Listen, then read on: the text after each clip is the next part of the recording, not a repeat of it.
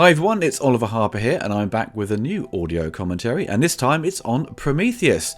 Joining me, of course, is Rob Hill, aka the Bad Movie Bible, and returning to the channel is stand-up comedian and musician Nick Helm. How you doing, Nick? Hello. I'm all right, thank you. How are you? I'm very good, sir. Very good. Now, Nick, you had said to me a couple of weeks ago that Prometheus is one of your favourite bad movies. Is that true? No, I lied to you so that I could be on the podcast, be on the commentary. I saw it at the cinema when it came out. I saw it on IMAX, and I remember really liking, how I thought it was visually incredible, but it's not. I remember it being a pretty bad film, and then I sort of would put it on. It's a bit like The Empire Strikes Back in a way, where there's lots of sort of white in it. It's very sort of it's grey and pale, and it's almost like the perfect film to put on to fall asleep to. But Empire Strikes Back is like a wonderful fairy tale, and Prometheus is oh God, I'm not going to miss anything if I fall asleep right now. Yeah. And Rob, your opinions have appeared to have changed, perhaps, because you also recently rewatched it, and you were quite positive. Yeah, I wasn't going to as well because I hated it so much. I thought there's just no point. All I'm going to do is get more and more things to complain about, which is just going to drive people mad. So I won't rewatch it. But then I started watching the documentary you pointed me to, and there was a lot about the movie I realised I'd forgotten. So I thought I'll stick it on. And my little boy is also just about the sort of age where he might appreciate it. He's interested in aliens, so we watched it yesterday, and it really I enjoyed it a lot more than I imagined I would, to be honest. The problems are all still there, and yeah, fucking hell, there are some problems there, but I don't know, for some reason I just really enjoyed it. All right, okay, that's going to be interesting to sort of find out which bits you kind of really liked and which bits you disliked. I think most people sort of have sort of common comments about what they dislike about it, But I've got a theory on why you've come back to Prometheus and liked it more. Oh yeah. Oh yeah. Go for it, Nick. Well, I think it's the Adam Sandler effect, right? So Nothing can be as bad as Adam Sandler. No, it works really. So when Billy Madison, take it or leave it, right? Happy Gilmore, one of the best comedies ever made, right? And then there was The Wedding Singer, blah, blah, blah. And then The Waterboy came out, and it worked really well in America, but it didn't kind of work that well over here. And that was pretty bad. And then Little Nicky came out. Remember when Little Nicky came out? And it was the worst film I hated it so much. And Quentin Tarantino was in it, and Harvey Keitel was in it. And it was just this absolutely, fucking terrible film. And then, they got worse and worse and worse and worse. And then you get onto the Netflix years where it's kind of, you've got Ridiculous Six, which is almost 3 hours long. And it's one of the worst films. And then you've got, the murder mystery films, which are kind of oh God. And so it's like a frog in hot water, It's like, the films have just got worse and worse around us. Yeah, We've just assumed. And I like Adam Sandler. This is coming from his number one fan, right? The films have got worse and worse and worse. So the other day I was watching Little Nicky, and I was thinking, this is pretty good, right? Because our standards have slipped so far, Rob. Yeah, what you're saying is Covenant is basically the grown-ups of the franchise, and it's made everything else look better. Yeah, you've got grown-ups, and then you've got the extended universe with Napoleon and Gladiator 2. It's just got so bad that when you go back in time and you go back to Prometheus, and also we've got used to the fact that it's so crushingly disappointing that we kind of have dealt with it now. Yeah, there's a lot of truth in that. I think you might be onto something here in general, actually, but I also kind of realised I made sense of a few of the things that didn't make sense before as well, but it is more fun just to blame it on Covenant. Well, Covenant's a reaction, isn't it, to basically us at the time complaining. But let's kickstart the movie. So, folks, you can enjoy this podcast by itself, but you can sync it up with your own copy of the movie on Blu-ray, NTSC, DVD, or on streaming by putting the timestamp to 0 and pressing play now. So, chaps, do you think, there's a confusion between the filmmakers and the marketing of this, because Fox were like, "Oh, this is a prequel to Alien," and then the filmmakers are like, "Well, it's kind of a sidestep. It's in the same universe, but it's on a different track." No. Yeah, that's. I think it's very true. I mean, it's supported by the fact that when you watch that documentary, all the cast seem to think it's a prequel to Alien as well. So if the cast don't know, then But it is a prequel to Alien. well, it isn't, isn't it? No, Technically, it takes place before Alien, but it doesn't feed into Alien directly, though. It doesn't lead into Alien. That's not what a prequel has to be. Well, I mean, maybe Temple not. of Doom doesn't lead directly into Raiders of the Lost Ark, but I mean, it's still a prequel. Is it a prequel or does it just take place before? That's bonkers. What you're saying is bonkers. Right? This is a prequel to Alien, whether we like it or not. I think what Ollie's reacting to is Ridley Scott saying that it isn't a prequel. Yeah, to that's Alien. bonkers as well. Ridley Scott says a lot of crazy things. Have you heard what he says about Blade Runner? But it kind. The thing is, if you market it as a prequel to Alien, people are going to watch it expecting it to end where Alien begins and expecting it to feed into it, and it doesn't really, does it? It's kind of a separate story that has nothing. It doesn't even need to be in this universe, which is the odd thing to me. Why is it in this universe? Well, I think that's probably Damien Lindelof's kind of. I suppose if you go back, in that making of, John Spate's original idea was kind of very straightforward. This is going to be a prequel to Alien. Everyone was on board with that idea, and then Ridley was also very kind of obsessed with the idea of gods and creation, and maybe I haven't been that vocal about it to sort of argue the fact where John was going. But I think in the case with Damien Lindelof coming in, he basically served as a purpose to sort of, obviously John was frustrated, but he knew the situation that he wouldn't have final say because he hadn't had a film produced. It's his first script. I mean, John Spate's gone to write some good stuff. But Damien Lindelof was famous for Lost and so forth. He's very good at big ideas, but not really much payoff. So he's, but he basically worked with Ridley to sort of turn the movie into this kind of new sci-fi film. Or essentially, that kind of has What, this? Well, yeah, that was the idea. That was it. So you've got this. Essentially, it is a prequel, but it's trying to divert away to create something new. It's more about it became less about the xenomorph and more about the engineers. Yeah, and that I can understand, but because I mean that's the whole reasoning why the movie is a prequel is because they all agreed that they've done as much as you can do with a xenomorph now, so we have to go backwards, and that's a whole big problem I've got with it.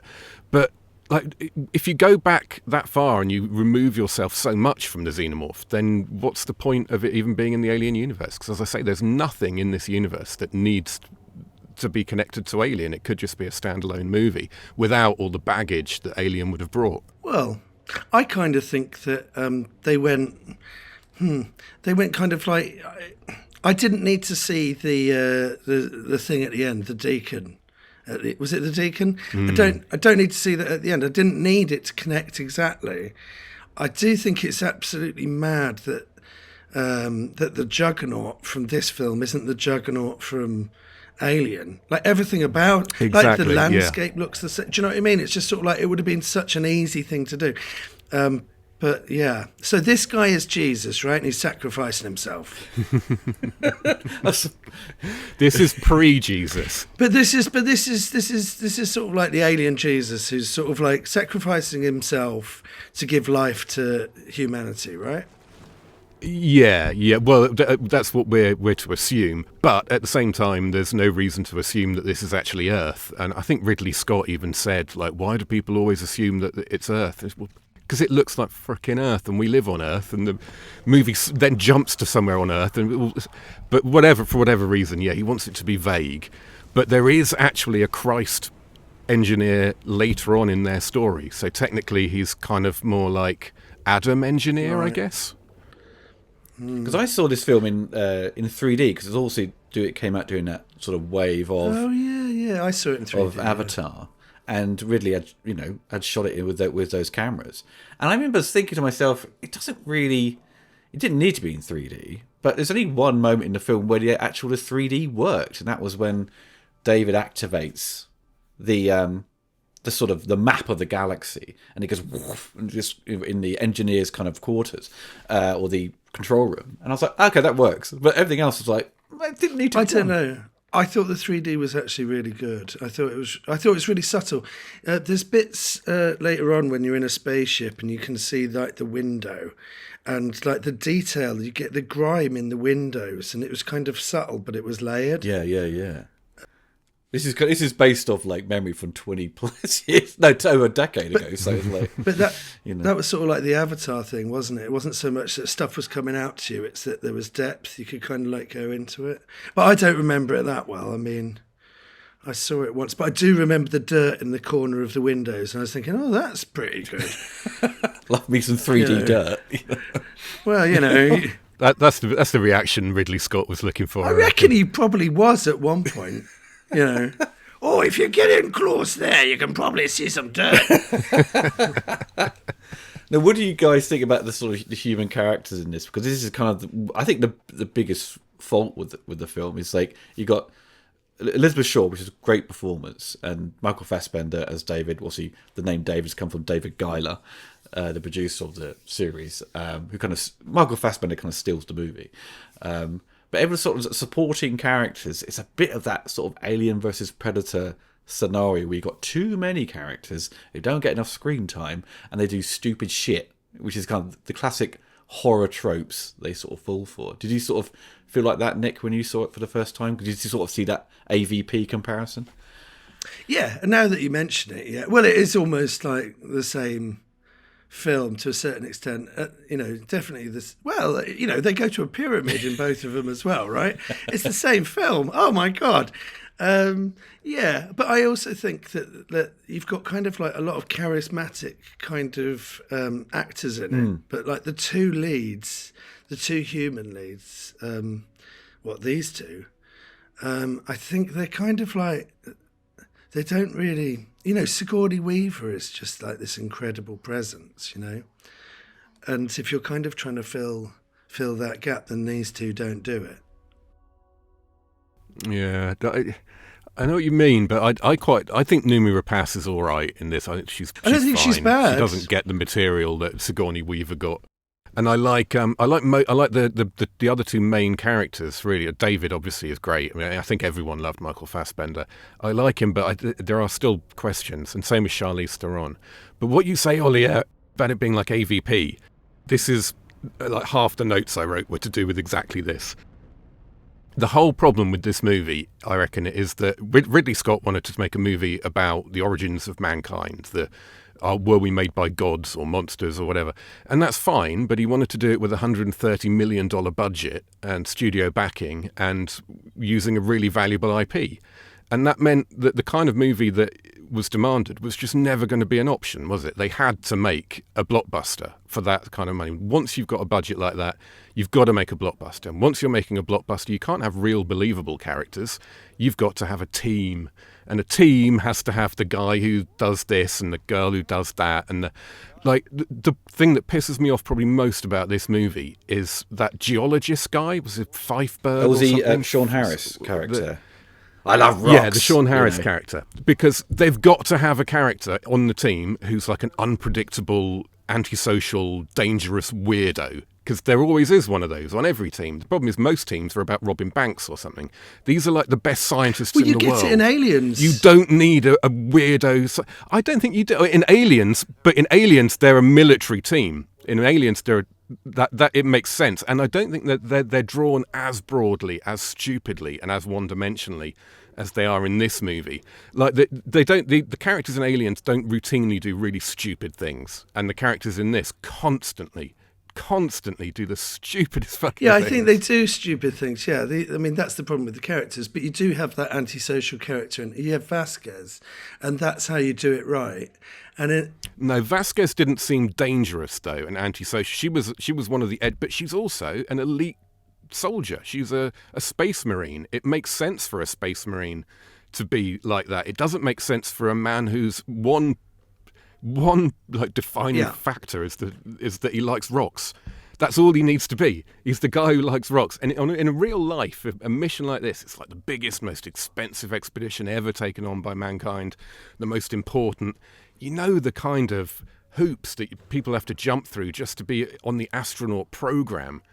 There's no way that fucking psychopaths are getting on that. I suppose because it's a privately financed operation by Wayland, he's going to pick and choose who he wants. And yeah, he's going to pick and choose the absolute best people for that mission. And if the best geologist in the world is a fucking lunatic, he's going to go with the second best geologist in the world because he's not an idiot. But he's also going with people that are okay to give up that much of their life to get out there and do it. Yeah. Did you notice earlier when Fassbender checks their dreams or memories, that weird video effect? Because I remember, because I was talking about 3D earlier, that was awful to watch in 3D. That was migraine-inducing visuals. Like, don't do that in a movie. But is he actually watching their dreams? I don't know particularly. I mean, it seems to be something like that. Yeah. Yeah, he mentions later on that he is, because he sees something in Noomi Rapace's dream, and then mentions that he was watching her dreams. Do you think that because it's so much about artificial intelligence, and you're basically saying that Ridley Scott was using the Alien franchise as a vehicle to discuss this, it's almost like it's a 50-50 on whether it could have been a Blade Runner sequel as well, right? Yeah, I think it makes more sense as a Blade Runner sequel in the Blade Runner universe, because that's what Blade Runner is about. Alien isn't about humanity and whether or not, where the line is between human and machine, and Blade Runner is. When you see Wayland appear, that hologram, the world behind him is Blade Runner. In that essence of that, But then there is that thing that people say that, Blade Runner and Alien are all in the same universe. Well, yeah, someone has said that. Well, I think even Ridley himself has sort of like alluded to the fact that if Nostromo went back to Earth, it would look like Blade Runner. The world would, accompany that. I love the fact that Fassbender's character is kind of taking cues from Lawrence of Arabia and Peter O'Toole to sort of, get his mannerisms down and things like that. And also showing you, and it's also for like younger people watching it, seeing this kind of classic 70mm movie that's kind of David Lean epic, to sort of give people a little bit of context to sort of film history there. And also like with the first Alien, where you saw them approaching the alien planet, the LV-426, it gives you the scale of how fucking tiny that ship is in comparison to the planet. And Ridley Scott is also good at that. When you see the scale of how big that planet is, it gives you that sort of, it's quite scary seeing how big it is, Moon. We should establish it's actually a moon, because you will get comments. You will.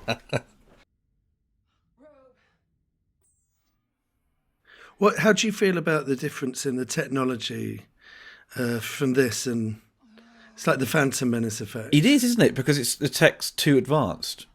Especially, you don't see anything like this, even in like Alien Resurrection.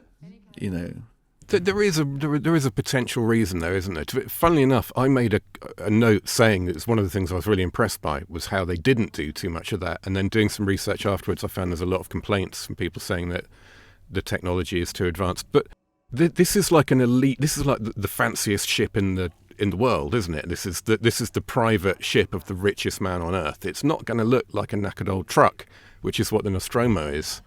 But I don't know. I like, for example, there's little details like early on you see Idris Elba smoking, or one of the characters anyway. Stuff like that is the kind of thing they always retrograde out of the movie, isn't it? But they've kept a lot of stuff like that. Yeah, it's true. I think because it was too kind of.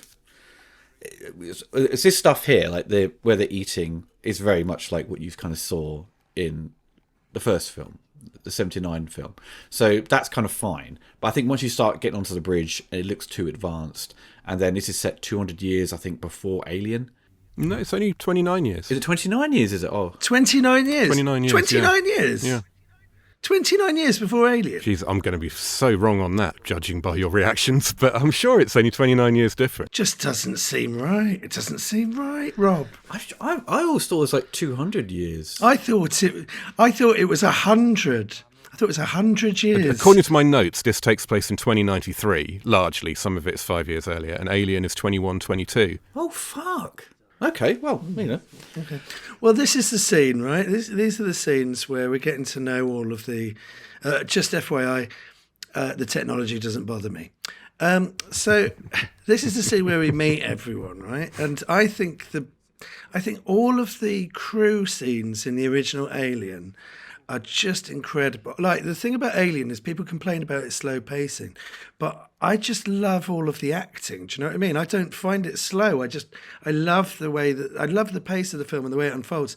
And the acting is incredible and the characters are brilliant. And I find in Prometheus, all of, like what we were saying about the angry antisocial guy, they're all playing kind of like a trope or a type. Exactly. They're all a cliche. Yeah, they're all a cliche, or they're all creating kind of like, an almost wacky character, right?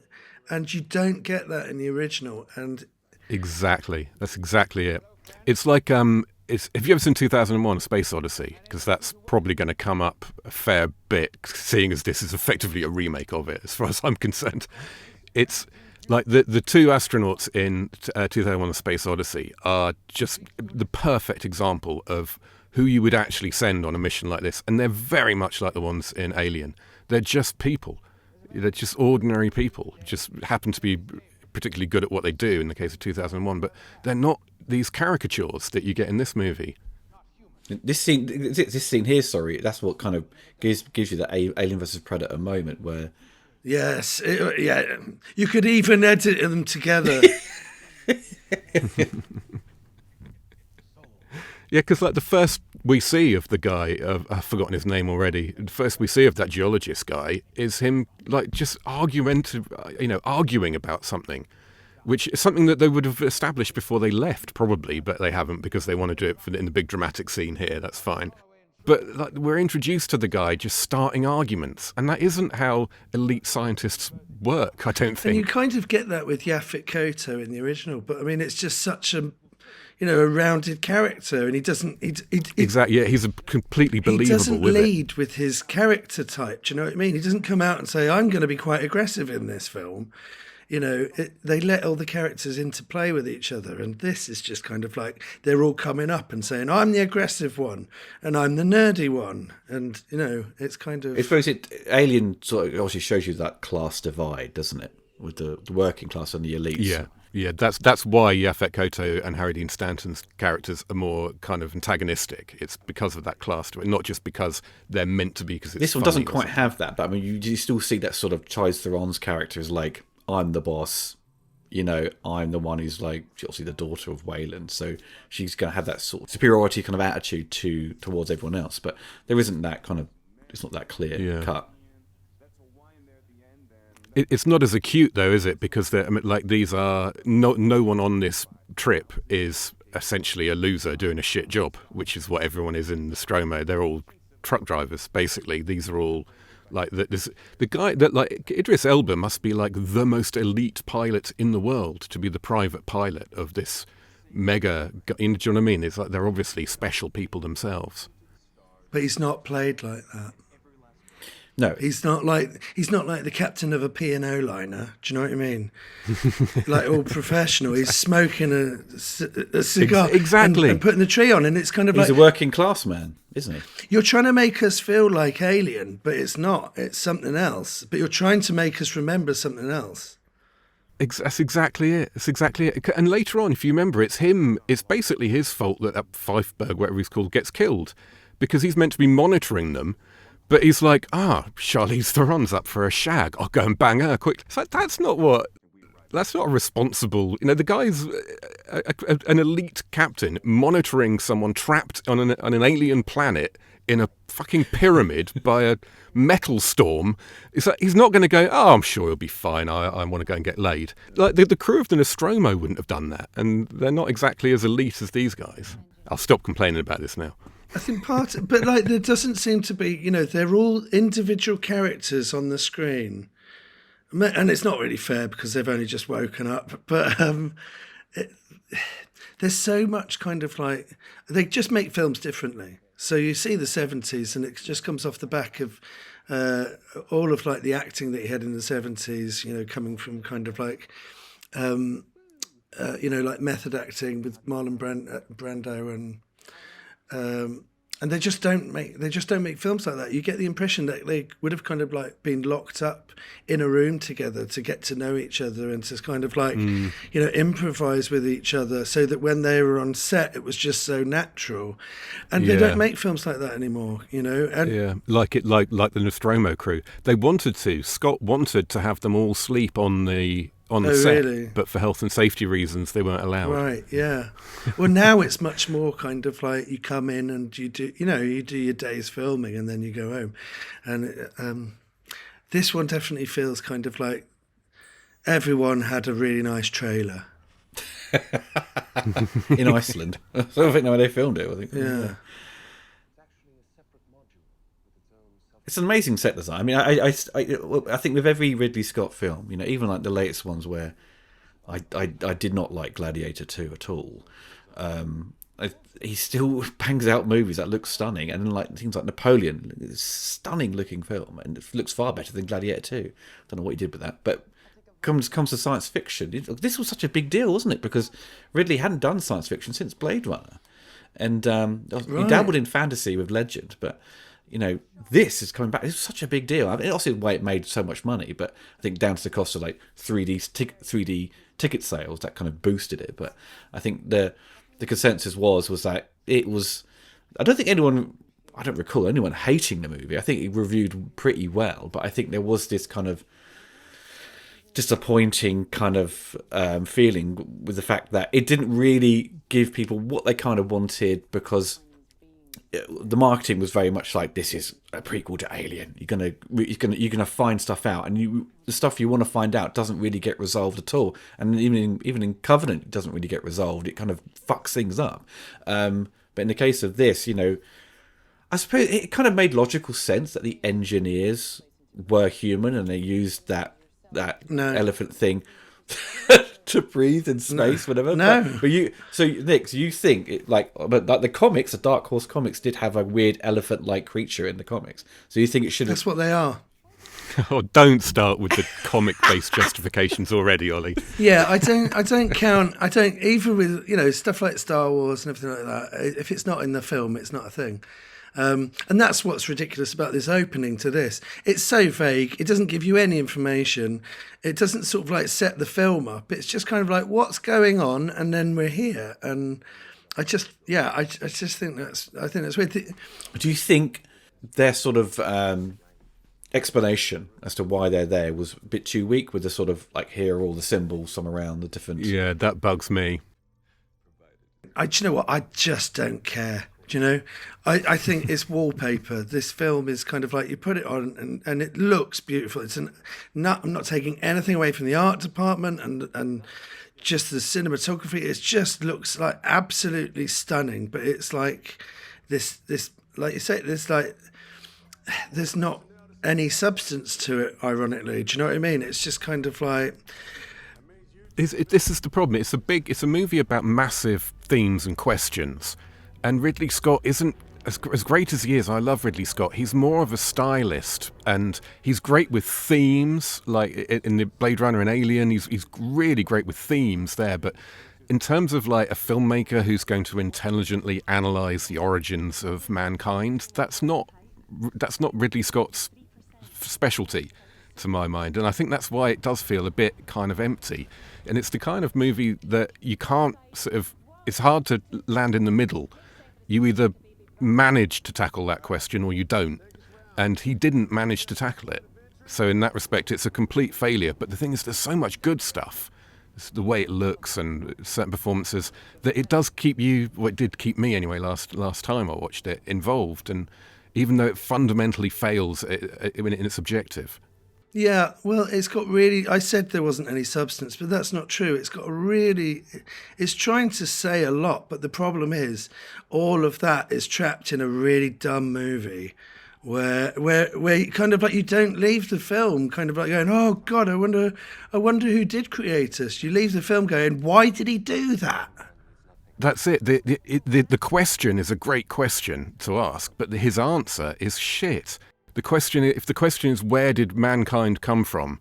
And the answer is, well, we were made by these aliens just because. Okay, well, where did the aliens come from? Oh, God made them. Yeah, and But what's the point? It's just removing us by one step from the magical answer that isn't really an answer. if you look at something like 2001, where he throws up all these questions at the end and it creates a debate, and you're kind of like, well, what does that mean?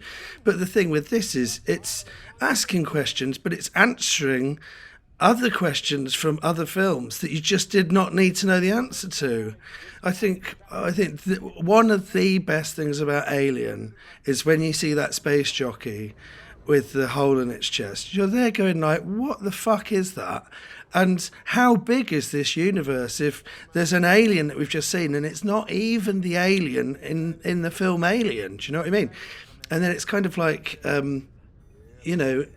it's like this fossilized thing, and it's so spooky, and it just like, it throws up so many questions with it. But like when you answer it in this, and the answer is, that really cool like alien thing that's nothing like we've seen. It's just a suit for something that looks exactly like a human. It's kind of like that's the least imaginative. Do you know what I mean? That's like an improv game where yes and then they've given it back to Ridley and he's gone, no, actually.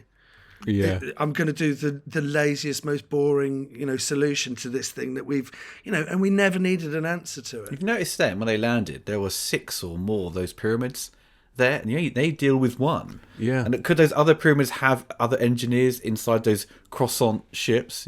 Well, they go to one later, don't they? Presumably, because I think she flies off in a different ship, doesn't she? Although we don't see her go to it. Yes, true. Yeah, that's true. There's a second ship. So, because this is one of the questions I had. How did this outbreak? This is the fundamental question of this movie in a way. Is how did this outbreak occur?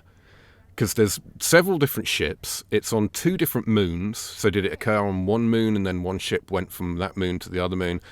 How did it occur simultaneously in all the different ships? And was it the same biological life form that escaped on all the ships? There are so many practical questions that aren't addressed. Well, when it sort of tries to address the sort of what happened with these kind of holographic visions of the past, which I think is an incredibly lazy way to sort of cut through any sort of backstory. Let's just do this. It's kind of... What, to see people's dreams? That's like the laziest thing that you could do, right? Well, I suppose it wasn't a dream, though, was it? I think... That was like memories or something. It's like a security kind of like thing they trigger, don't they? And you see them running away from something. And then he runs into the door and he gets cut off and they find the head. And it's like... You see all his dead bodies. It's a means of telling us what's happened, but there's no internal logic to it. Well, it's a little bit like a black box, isn't it? And they found this black box, and now it's going to be really spooky and scary. And also, I did love that when you do see that pyramid. It's the Giga design for, I think, is it Ridley Scott's Dune or the one? No, it's not.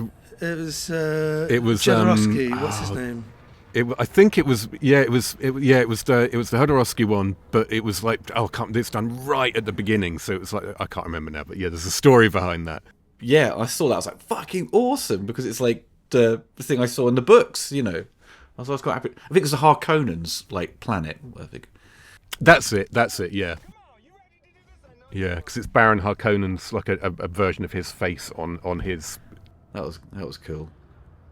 And did H.R. Giger illustrate those? He illustrated the original stuff he did for Dune. This not for this, but he did come on the production, but it was too late. But for Dune. Oh, for Dune, he did stuff for Dune in the 70s, yeah. And then not the one that ended up getting made. No, by David and then Lynch, Dan O'Bannon found the book that he'd basically put together, didn't he? Yeah, Dan O'Bannon found his work and sort of hired him on for Dune, and then when obviously that went south, he remembered Giger's work and showed it to Ridley on Alien, and that's what kind of this has got. Well, you see the alien in it, don't you? Well, Dan O'Bannon put the package together for Ridley, and then Ridley took over and he, claims complete ownership of it. But Dan O'Bannon, the big feud there is actually between David Giler and Walter Hill at Brandywine, the rights holders, and the writer, and Dan O'Bannon and his co-writer, whose name I've forgotten now.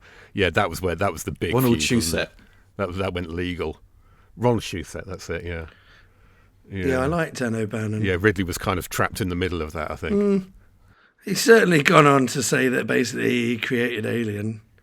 He takes a lot of credit for the H.R. Giger stuff, and it wasn't him, that was Dan O'Bannon. Anyway, that's Alien. They all do it. They all do it, the filmmakers. It's Blake Lively all over again.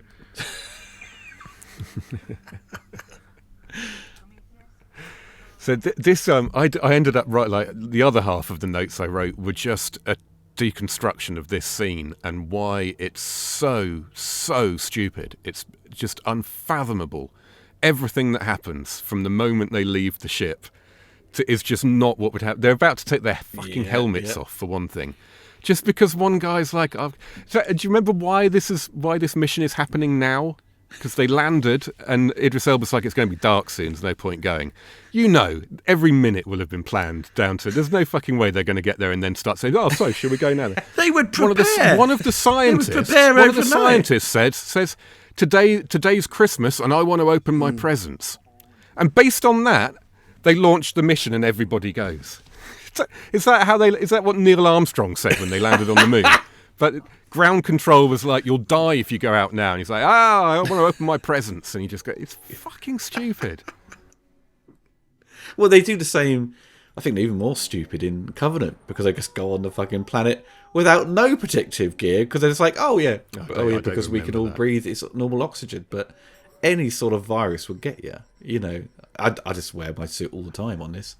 It's not just a virus, though. I mean, there's thousands of potential biological entities that you've not tested. It's ridiculous, the idea that any of these people would have just taken off their helmets. And then because he didn't immediately die, all the people who were telling him not to immediately took theirs off. But that's like Covenant, right? They don't even bother in Covenant. Nope. That's one.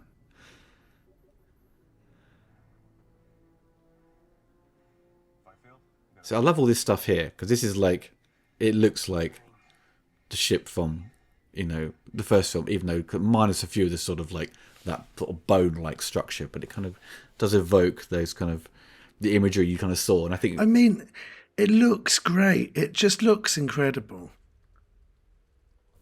I love the 3D CG model they've got back in the ship that's building live as it takes the data from all the probes and stuff. But they've really missed a trick there. So, like, this whole scene is about one of them getting infected and them getting all scared and running back to the ship, and two of them getting left there. And the way they've chosen to achieve that is the way they've chosen to achieve it. But what if, instead of that, Idris Elba's sitting on the deck of his ship, watching these tunnels getting built, bored as hell, it's been going on for hours, maybe he's nodding off. Then all of a sudden, it starts building the shape of an engineer, and it's moving. Oh, man, yeah. And Idris Elba freaks the hell out, and he gets on the radio. There's someone there. And they're on the radio. And unlike in this, everyone can hear, not just one person. So if there's an emergency and you've all got to leave in a hurry, for example, maybe you tell all of them. So he tells all of them this, so they all start running, but two of them are too far away. They're stuck. They can't get to the door in time. Meanwhile, this engineer's thundering down these passages, but because he's 2,000 years old, he's falling apart as he does it. He's like the strain of it, or the atmosphere that he's suddenly had to face is different. So he's falling apart. That way, they all have to run out scared. They get the head that they want. They get infected. But it makes sense. It doesn't rely on a fucking mapping expert getting lost, for one thing. The guy who's in charge of mapping gets lost. Like, how can they not even have devices on them, tracking them, showing you where they are? When they warn them that there's a killer storm coming, why didn't they warn him as well? Why only the one person? It just removes all those stupid questions that people are going to have. Is it John Spate's one? He's like, how they encounter the engineer was a bunch of dead bodies of these other engineers, and he basically crawls out of these corpses, and I think he kind of helps them or something like that. I think there was kind of a different take on that, because there's already in that version you had what was the sort of the early stages of what could be a facehugger or the creature, because they're like hanging on the ceiling, these kind of weird, gross, like testicle things. But I don't know really the sort of the length of that went until I think Damien Lindelof has sort of created a sort of 3-act structure that's kind of worked for Ridley, where you've got, say, the shift to creation instead of being just a another alien movie with those tropes. But again, fundamentally, this kind of does fall into those traditional tropes, and you kind of got, again, stupid characters doing stupid things. And it's frustrating because you think the material up front is quite smart, I thought, and then but behind all that facade, you've got this very kind of very clunky sci-fi action film. Yeah. That's exactly it. It's a movie of two tales, and it's a result of the fact that it cost $130 million. So there was no way they were ever going to be allowed to just make an art house film about where mankind came And from. it had to be a 12A, didn't it? So was it a 15 it came out? I can't remember. Was it 15? I thought that it did. I saw in that documentary they said, completely unconvincingly, but the executive in charge said, we didn't mind, we just wanted Ridley to tell the story that he told. And I think it did end up being R-rated. Yeah, because I think the Numi Rapace, because that sort of cuts her open, that was the only bit I remember in the theatre where everyone was like a bit like, oh my god, this is a bit gross, because it was the next stage on, I suppose, or another graphic element of the film. But it's quite light on gore. I mean, it's not the funny thing is, it's a sci-fi action film with slight elements of horror, where you got to go into alien films with a sort of 50-50 divide of action and horror. It doesn't really have the horror. It's not scary. No, it does need more horror. Yeah, I'm not convinced it needs more action, but it does need more horror. It's like when we see is it Fifield, when Sean Harris' character, where he gets infected, his head goes all big, and if you watch the deleted scenes, what they originally wanted, when you see him transform and he stands up, he's all like bent over, his legs. That's really cool. That's the bit I'm thinking of when I say it should be freakier. And it should be freakier. And in the original version, he stood up and he looked more like an alien. His arms, everything's longer, and he sort of jumps around. And there's elements of it still within that cut you see in the theatrical cut, but they've kind of they made him less alien-like. They've kind of he's more like a mutant, So it kind of diluted the sequence a bit. Sorry, which film was that? In Romulus? No, in this one. When Fifield there, he gets infected, and the hatch door opens, and he's like, body's all bent over. Oh yeah, right, okay, yeah. It happens really quickly. It's like, how do you get there? Got there really quickly. But it is really, when the door comes down and he's just like there, crouched there in that weird shape. That's freaky as hell, and they could have really done something with that. But it seems like maybe they shot, because that sequence is over really quickly, so I'm wondering if they did shoot quite a bit more for it, but it was too full on for Ridley. It feels like it's been lost in the edit, really.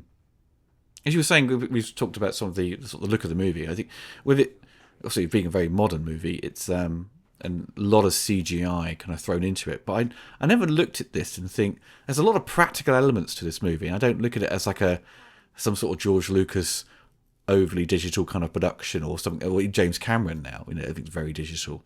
With this, there's a sense where you kind of watching it, it's very tactile still, even though you're kind of looking at something that's kind of being CG augmented. It still looks really like rich. But that's part of the art direction, isn't it? I mean, it feels really tactile, and like all of the research that they've done, and they've kind of like looked into, where man originated from, and they've done all this research into, what our relation with God is, and they're trying to put all of this existential stuff into the film, and at the end of the day, it's just a backdrop for some stupid characters doing stupid things, because they don't explain any of the stuff that they've so at the end of the day, it's just kind of like, hey, look at this mural that we've put up, and this means that, but you have to watch the DVD extras to find out. You know what I mean? Yeah, Nick. Yeah. Or you don't even find out, or you don't find out at all. Stuff like the really basic things, like we've gone to this planet, to this moon, because of the maps left behind by the engineers over the years. So there's no sign or even agreement amongst audiences as to whether or not the engineers did that on purpose, wanting us to go there, did that on purpose, wanting us to go there so that they could then kill us when we got there, or just didn't do it on purpose at all, and the humans, like something like that should be established. We should know whether or not, like 2001, they do exactly the same thing. They use an alarm on the moon. It's clearly established that is there for mankind to find, and the aliens aren't interested in us until we're advanced enough to get to the moon and find it there, at which point they want to see us, so they make sure we know where the signal's being sent. It's all like that. None of that is clear in this movie. It's all just left for us to wonder see that about. mural there? That look, is that the deacon on the wall, or was that a xenomorph? That's a xenomorph. It's Jesus xenomorph. Because he's crucified. He's literally meant to be their Jesus. So it's like have they already kind of dabbled with the fact they've created a xenomorph? You know what I mean? The thing is, well, yeah, that's what I think this is. You know, I mean, the thing is, they throw up so many questions in this film, but at the same time, they answer one of the mysteries of Alien in an unsatisfying way, right? Alien has got this kind of like this jockey kind of mystery, and that's what makes the film really strong, because you leave with all these actual significant questions. With this film, it just, you know, it's just bonkers, and there's just all of these things where it's just like, we're not going to explain any of it, and it's kind of like, well, now... Your film is so confusing, and I don't know why any of this stuff is happening, that I actually don't care anymore. Do you know what I mean? Mm-hmm. I spent hours last night digging for answers to these questions, and did manage to piece together a lot more than I expected to, but there are still fundamentally at least two massive plot holes as far as I can tell. But you were saying, Nick, about like you have to find the answers by watching a DVD or Blu-ray special feature.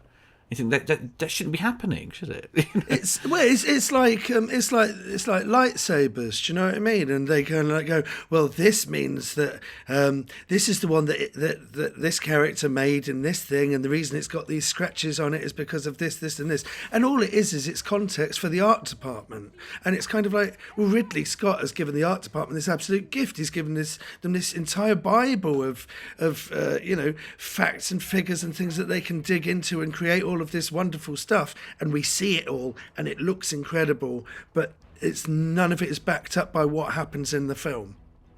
So it's all left for us to just do all the detective work. Yeah. In fact, you might know some of this, Ollie. I don't know. So the xenomorphs that killed the engineers on LV-426, which is the alien planet. Well, it was the planet that they crash landed on, but it's not the home. Yeah. Yeah, no, but it's the planet from the Alien movie. I mean, the LV planet from the Alien movie. I can't remember which one's 426 and which one's 223. Very evocative names, obviously. This one's 223. This is 223.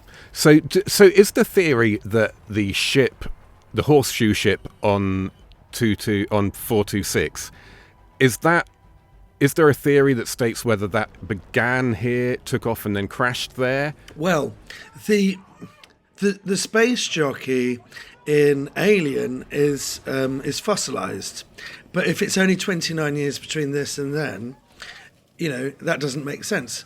Oh no, you're quite right, and I did actually find something that answered my own question. Yeah. I think also the space jockeys are bigger than the engineers in their suits. I just don't think it doesn't. It's just sort of like, what's the point in putting any of that stuff in if it doesn't match up? What's the point in having the horseshoe juggernaut at the end if it's not the same one from Alien? What's the point in any of this? What is the point in this? And the stupid thing is, like back in the day when this came out, before there'd been years of people on Reddit tearing it apart, trying to figure things out. The ship that she takes off in at the end was, everyone I spoke to about the film assumed that was the ship. That ship then crash lands on the other LV planet, and that's the one that then appears at the beginning of.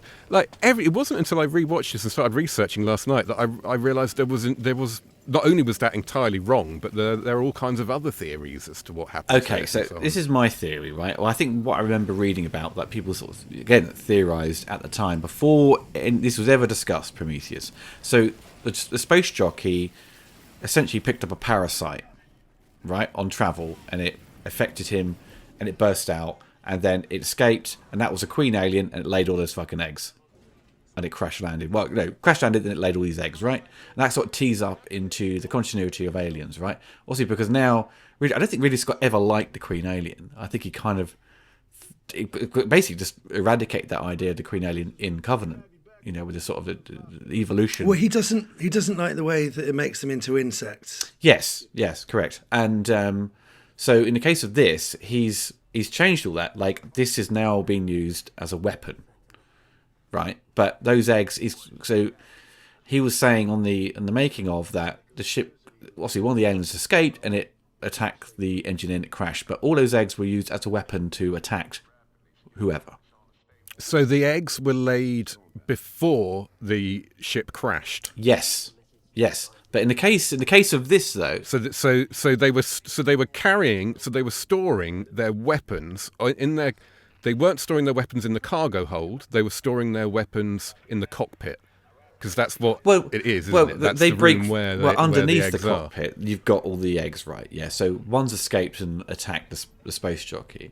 But in the case of this, what we're seeing with this is this engineer was using the black goo that is the DNA of the aliens or whatever as a weapon to destroy Earth. So it doesn't quite align. So I always thought, like, okay, if they do a third, I think Ridley is going to do a third one now, because there's talk after Romulus that we're going to do like a sequel that's kind of set between Romulus and Aliens, or Aliens and Alien 3, I don't know. But Ridley Scott, I think they should anyway, for continuity's sake and for the sake of, to not make these films entirely pointless, Prometheus and Covenant, is to finish off the trilogy, right? Even though not everyone will be totally happy with that. But Covenant would essentially be the planet that, once they escape in Covenant, Michael Fassbender is tricked the woman and they go to the next planet, which they originally were intended to go. That would be the alien homeworld, because all those people that were travelling on that Covenant ship would then be impregnated by Fassbender and those specimens. And then whoever will probably escape from that ship on the Croissant ship to escape or whatever, and then crash land on 426. I think Ridley Scott said there's other engineers out there in the galaxy that return to Covenant and go, what the fuck's going on? And then track down Fassbender, and then that ensues. That's probably going to end the third one with them crash landing on 426. So when did that horseshoe ship crash land on 426 then? We don't know. Was that 2,000 years ago, or because the key dates are 2,000 years ago. An engineer came to Earth. This is what Ridley Scott has said. An engineer came to Earth and was accepted as Jesus. And when he was then executed by the Romans, that's when the engineers decided that mankind needed to be wiped out.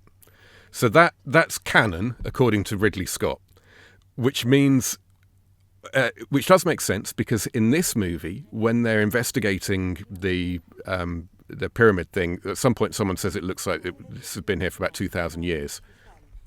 So that all adds. So what that would suggest is that the engineers decide they're going to wipe out mankind. They dispatch a ship or a fleet of ships containing bad stuff to drop on us, to kill us, to wipe us out. But that ship or that fleet of ships, depending on the theory, crash lands on LV-223 on its way. So in which case, why do the 35,000-year-old cave paintings contain coordinates for a random moon that's got nothing to do with anything and won't play effect for another 33,000 years? Because it's bollocks, Rob. Thank you. Because this film was made, this film was written to have that horseshoe thing crash land on the planet from Alien. Exactly. Right? And they changed it. They changed it at the last minute because they thought of something cooler, and now none of it makes sense. And they're trying to kind of like say, no, it's all intentional, but it's not. They just changed the plan at the last minute, and now it doesn't quite line up. So much of this movie is like trying to find solutions to problems that only exist because you wanted to make a movie that doesn't really make sense. Well, it's like Terminator Salvation, right? Where John Connor was going to die at the end, and they were going to use his skin to reskin the Sam Worthington Terminator, but they leaked that online, and so when you watch and so they changed the ending, and so when you watch Terminator Salvation, it is all leading up to this ending that doesn't happen, and then they just change it and it doesn't make any sense. And it's like this. It's all leading up to this thing, and they just didn't rewrite the rest of the script, so they've tacked this thing on. I mean, I'd be happy for an Alien prequel not to have any aliens in it if it was setting it up.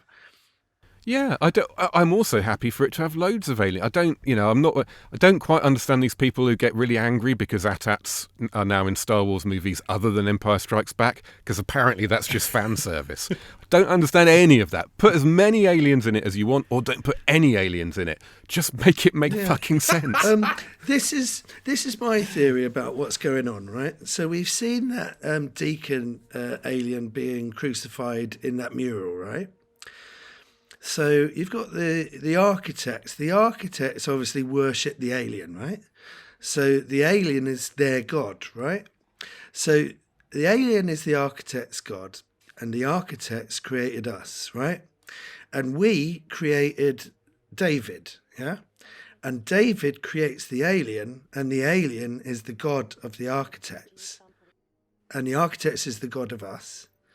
And we are the god of David, and David is the god of the alien, and then the alien is... I like that, but like all the theories around this movie, there is a bit of a hole in that the engineers, to my understanding, the engineers see they created the alien. The alien didn't create the engineer. The alien isn't there. They don't worship it as a god, I don't think. I think they I think they're using the black goo to recreate God. Okay. Because it exists. That's interesting. The aliens idea. pre-exist. They're aliens, right?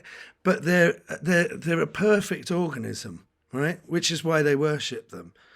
And they're trying to recreate that. And in recreating that, they accidentally made us. So they got rid of us over there. And then they kept trying to recreate the alien.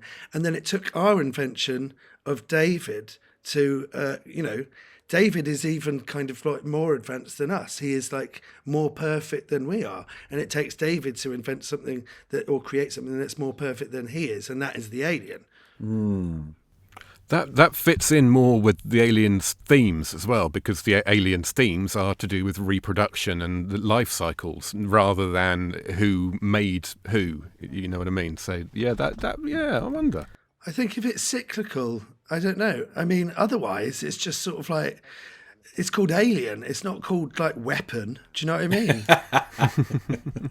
Well, that's one argument fans always want, isn't it? Like Queen Alien and Pulse Rifles, when you sort of see fan service, it's always just the same thing, recreate aliens. And I think that's kind of fundamentally been a little bit of a problem for the franchise. Once Aliens was introduced, which is it's an amazing film, everyone loves it, I love it too, but you sort of kind of highlight some of the problems of like once you've introduced this chaos with like guns and ammo and all these troops versus thousands of aliens, it sort of weakens the alien, but also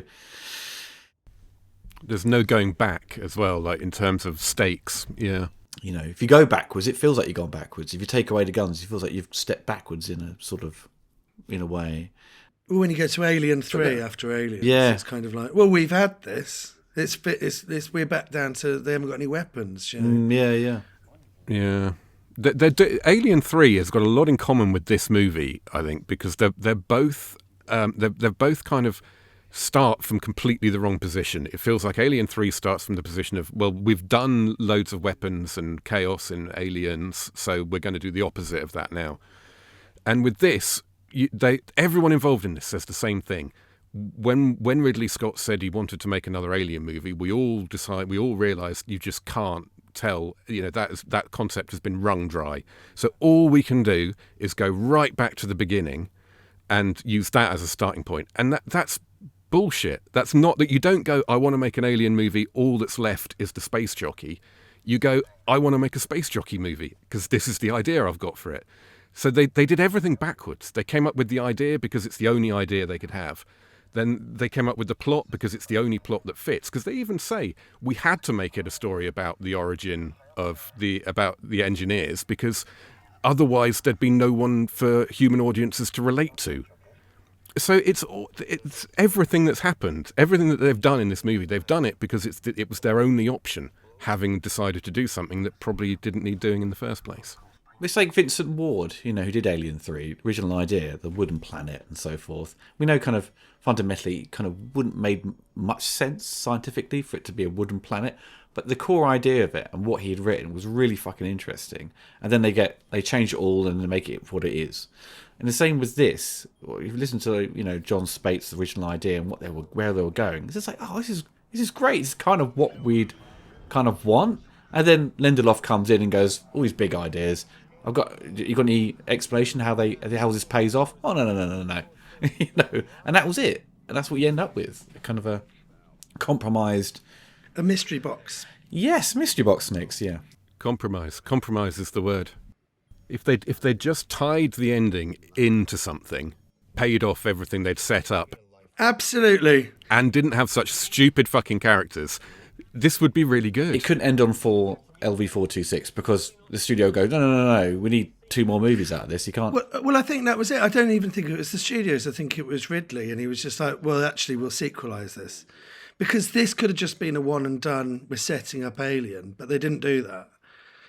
And I don't buy... Yeah, it could have been Rogue One. I don't buy the fact that they've ran out of ideas with Alien either. I think that they've done the same thing every single time, where it's a bunch of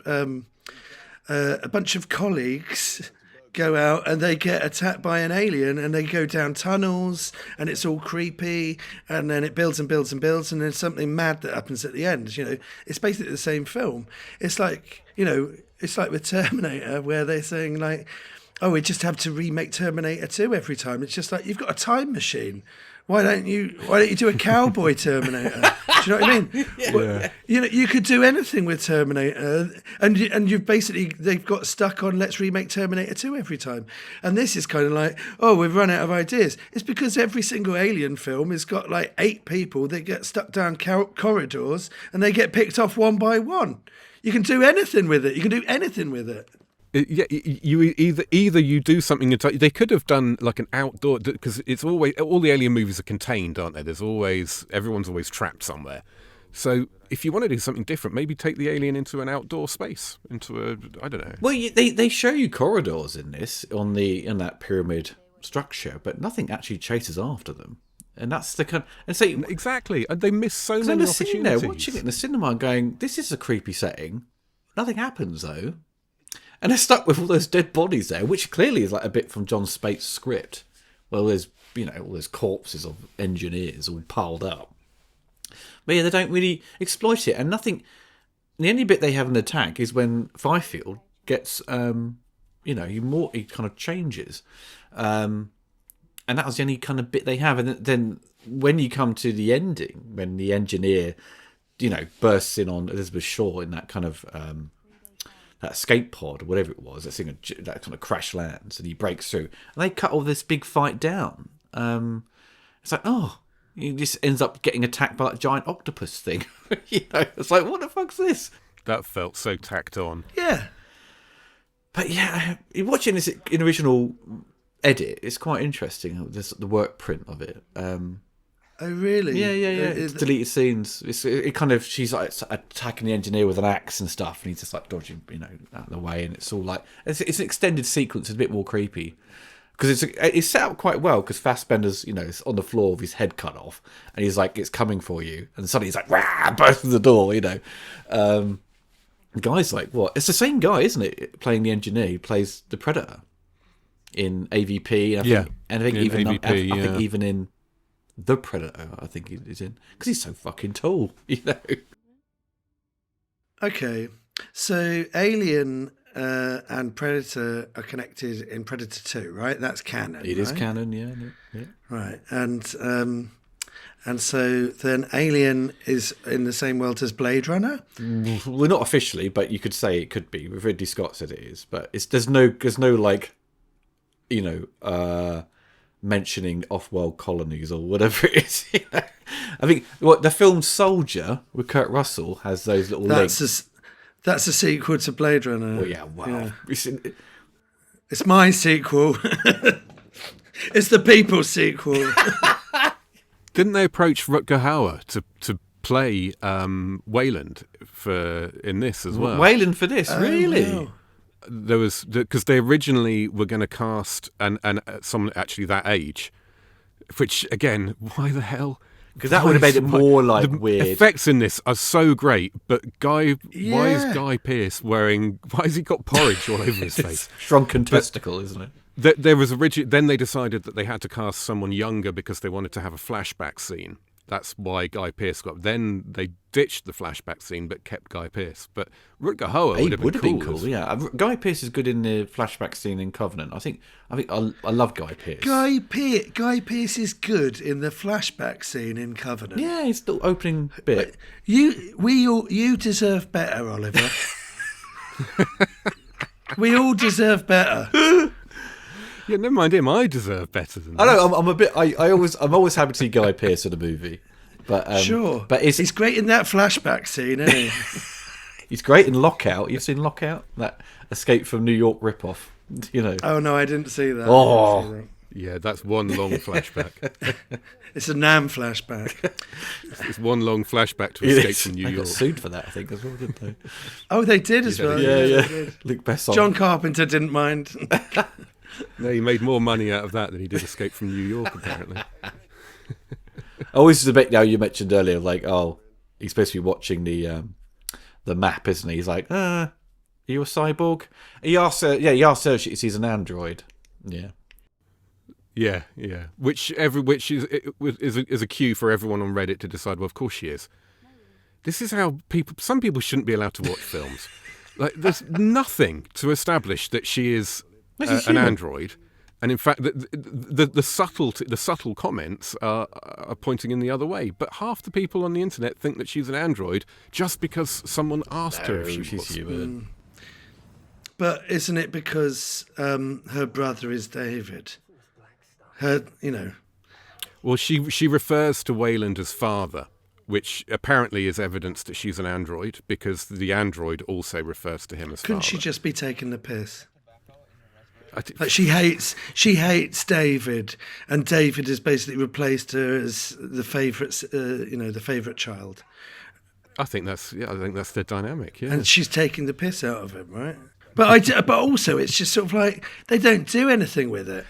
Also, the annoying thing is to add to the sort of traditional tropes of them being stupid. Why hang out the entire night in that room with all that goo? As a safe place. I know, but then they set up. Didn't they get here? Because at one point they were like, right, where are we going? They were like on a mission. I thought, just find a little corner, sit down. What are you going to do? I tell you what, let's have someone on the team who loves animals, and therefore there'll be justification for him trying to pick up a terrifying fucking alien beast coming out of a swamp. Yeah, he's the biologist, right? Because he likes animals. He This likes guy, animals. wasn't it? He's in loads of stuff now. He was in Shaun of the Dead. He was quite chubby in Shaun of the Dead. He lost loads of weight and became. Oh, it's Rafe Spall, isn't it? Yeah. He's great in Shaun of the Dead. Completely forgotten. I didn't recognise him. Hot Fuzz and He's in Hot Fuzz. He's good in Jurassic World Dominion. Or is it Fallen Kingdom? Fallen Kingdom. I The don't one know in the the haunted differences, house. but yeah. Oh yeah, Fallen Kingdom. I loved that one. Oh, I loved that one. There's half of a Jurassic Park movie that's brilliant in the last 20 years, and it's that haunted house. It goes with with Resident Evil at the second Yeah, half. it's completely nuts. But that's like this, right? It's the only one that isn't the same film where a bunch of people go to an island and get attacked by dinosaurs. That they did something different. Everyone hated Fallen Kingdom. I hated it. I didn't like I it. loved it. I loved it so much. I'm glad you said that, because I did too. I really enjoyed It's both my of favourite. those. It's my second favourite Jurassic Park film. Really? Oh my Yeah. god. Yeah, I'd go with that. Definitely. There's Easy. some terrible Jurassic Park films. The Lost World I hate. I can't. Hate The Lost World. Lost World's just crap, isn't it? But the modern ones are funny. The Lost World is just being told off for 2.5 hours. By Jeff Goldblum. Don't do that. Don't do Yeah. this. Do you know what? Fuck off.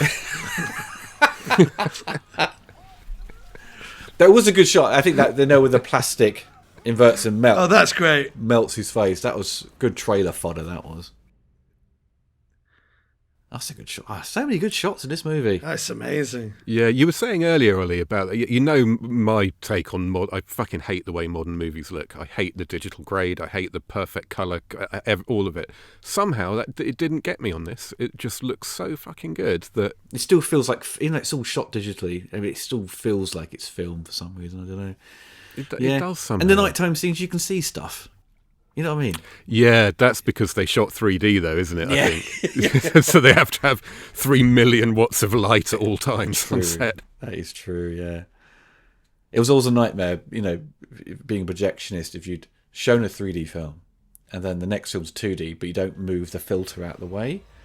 So everyone's just watching a dark movie. You have to make sure you got to move it. You know what I mean? So many errors. I think they do cut down on the gore, but what they do quite a lot of is all this body horror. So this bit is kind of... He pulls out his eye. Yeah. It's not gory, but it's kind of like, it makes you feel gross. And that's the same with at the end when she has the C-section. Yeah. Yeah, that's a really good scene. That. I mean, it's not gory, but it's actually one of the most fucked up things in all of the films. Yeah. But you're completely focused on that. I am anyway. Totally. It's the one bit I really remembered liking the first time as well. And when she staples herself and she, like, later on, they kick her in the stomach, you can feel that pain. It's like, goes straight towards her knees. Yeah. And to be fair to her, she keeps limping all the way through She the rest of the film. yeah. When I watched that, I was watching it last night, and I saw the staple, and I just thought that was Ridley Scott's idea, wasn't it, to staple them like that? Because someone else, anyone less important, would have just been shouted down. It's the future, man. Have you seen the technology? We haven't gone backwards in technology when it comes to sewing up wounds. And then in the documentary, yeah, Ridley had this great idea to have them staple the thing. God, someone stop him!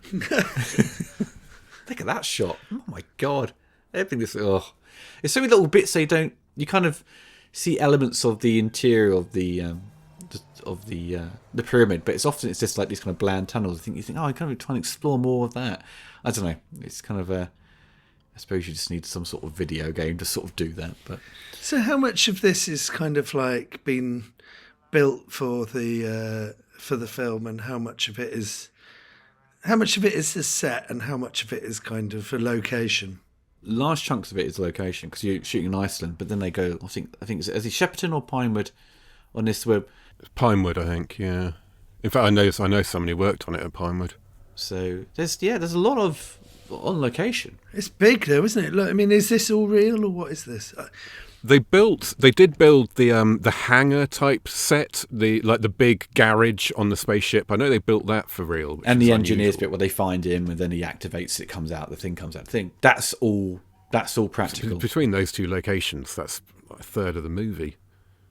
And I'm guessing most of the other interiors are all going to be real interiors on the ship.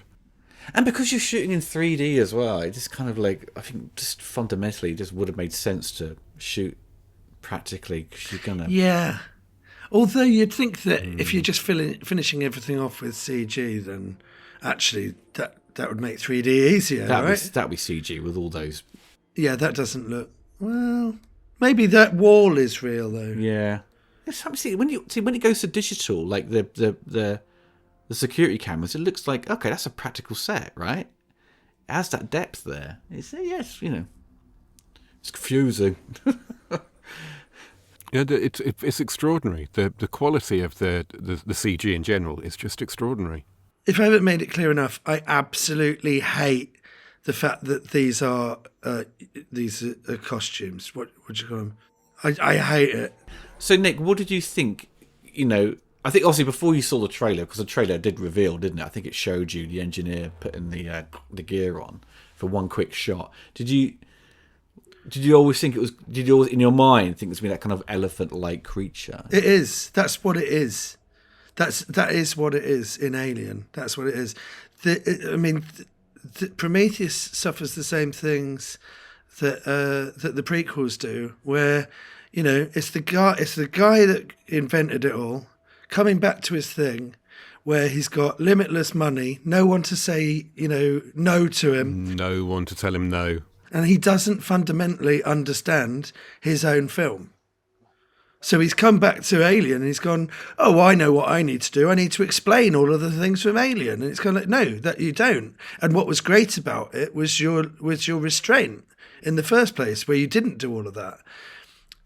It's kind of crazy. They avoided the elephant-like creature because they thought it would basically be a bit stupid and silly. I think that's kind of. It's an alien. Fuck them. That's their job to make us believe that. You know. Yeah, I think there's a lot of this has gone on. There's a lot of people going, "Oh no, you can't do that," because it's $130 million fucking dollars. Otherwise, they'd go, "Yeah, cool, take a risk, have a wacky looking." But it's alien. like The Force Awakens, and they go like, "Oh, well, we can't put Luke Skywalker in because he lopsides the whole thing." And you go, "That's your job to sort that out." Exactly. You know? Or we'll just leave him as a cliffhanger for someone else to deal with. The other thing that's kind of surprising about this space jockey thing is it's kind of like with Steven Spielberg with Jurassic Park. And he was like, with the shaving foam, and it goes in the mud. And he was just like, I thought that was a setup for... Steven Spielberg said, I thought that was a setup for a sequel, right? Whereas my takeaway from that is just that all of this is, you know, all of that chaos on Jurassic Park was created for nothing. You know, the shaving foam gets lost and they don't need it. And that's like the space jockey, where it's just like, you don't need to explain that bit, right? Well, it's always been like the thing where they try to explain the backstory of Wolverine and stuff. You know what I mean? It's like it worked as flashbacks. It didn't need to make a whole movie about his backstory. What, Origins? Wolverine, in his backstory, how he became, was, you know, got the stuff. It worked as a flashback. You didn't need to know any more than that. You were told everything. Oh, right. Right, yeah. But also in that Wolverine movie, the Origins one, you know, the film is over after the opening credits. Do you know what I mean? Yeah. It's like, nothing else beats that. Let's go home. I love how he's got to squish all these things. It's all like... It's gross. Like squishy eggs, you know. Yeah, it's gross. What do we make of him in this? Michael Fassbender, because I'm so split on. I feel like he's just acting absolutely brilliantly, but he's directed horribly, because there are so many times when he's obviously showing emotion, especially when, you know, he's got this kind of antagonistic relationship with Holloway, I think his name is, the main Noomi Rapace's boyfriend. They're always like, he's always winding him up, and every time he has a little dig at David, he kind of flinches. And it's like, he's meant to be an android. They talk about how he doesn't feel anything. You know, you can't hurt his feelings. But then he acts as if his feelings are being hurt. It's exactly what Ian Holm doesn't do in Alien, and what Brent Spiner doesn't do as Data. But it's because his feelings are being hurt. And is that the case? That's what I'm wondering. Does he actually have the humans feelings? treat him like he has no feelings because he's their creation and they can do what they want with him. But the fact is that he does have feelings and he does care about how he's treated. And that's like how we feel about our, you know, we've been created by a god, by the engineers, and we have feelings and they treat us like we're nothing. It's like he's got that great line, doesn't he, that where he says, he says to Holloway, like, how disappointed, wouldn't you be disappointed if you found your God? And he just said, we made you because we can. And of course, that's why he was made. So, yeah. But then we keep being told that he doesn't have feelings, though. Yeah, but he does. Right. That makes sense. But I think with the Ian Holm coming in later, you know, perhaps it's the androids like this that put in the fact that they have, you know, what? They started making emotionless androids because it didn't. Well, yeah. Look, he's smiling right here. He's loving it. It's explained in Covenant that with Walter, they had to make them less human because David was too creepy. David didn't have the restrictions. He could learn, right? But other androids couldn't. He had the opportunity to learn and experience things like that, have emotions. So this is Wayland's child. But but specifically, what I mean is, so for example, here, but here he's smiling and he's reacting like a human. That I'm happy to accept. I mean, obviously that's because he's been programmed to do that, to make him easier to talk to. That's what they always say, isn't it, about androids? So all that's fine. But there are scenes where he reveals emotion unwillingly, where he's obviously doesn't want to show that he's been offended, but he does. But he's vain. And that is real emotion. That's not to do with what he can have learnt, I don't think. That's real emotion or bad acting. He's learnt it because he's vain. He's got like an ego. He bleaches his hair. He's an ego, and he has outgrown his creators. He is more advanced than we are. He is cleverer than we are, but he is treated like a second-class citizen. So he has got that ego thing going, and so he is privately experimenting on the humans for his own kind of research. But he's outgrown us. He can live without us. He doesn't need us. And that's where the flinching comes from, I think, where he's being kind of treated badly by his creators. And I think it's that's the turning point when he goes, fuck it, I'm going to, I've got no loyalty to these people anymore. Yeah, because it's in that scene as well when he says to Holloway, how far would you go to find the answers you're looking for? And Holloway says, I'd do absolutely anything. And so that's where presumably he decides that he is going to infect him with whatever that black oil is. He was about to do it, and I think that's what gives him permission to actually just go ahead and do it. I think Walter kind of in Covenant sort of implies that something's gone wrong with David. So he's kind of either like he's evolved so much, he's no longer.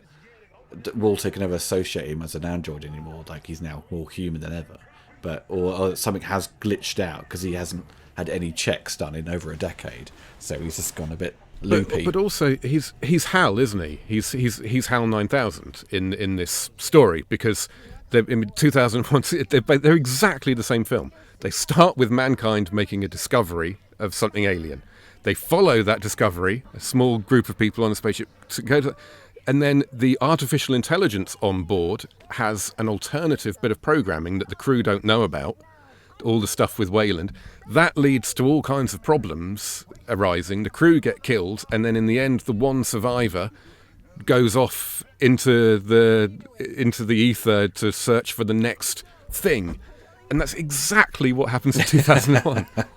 Well, yeah, it's got this sort of very sort of clear comparisons, isn't there? Cooks him now.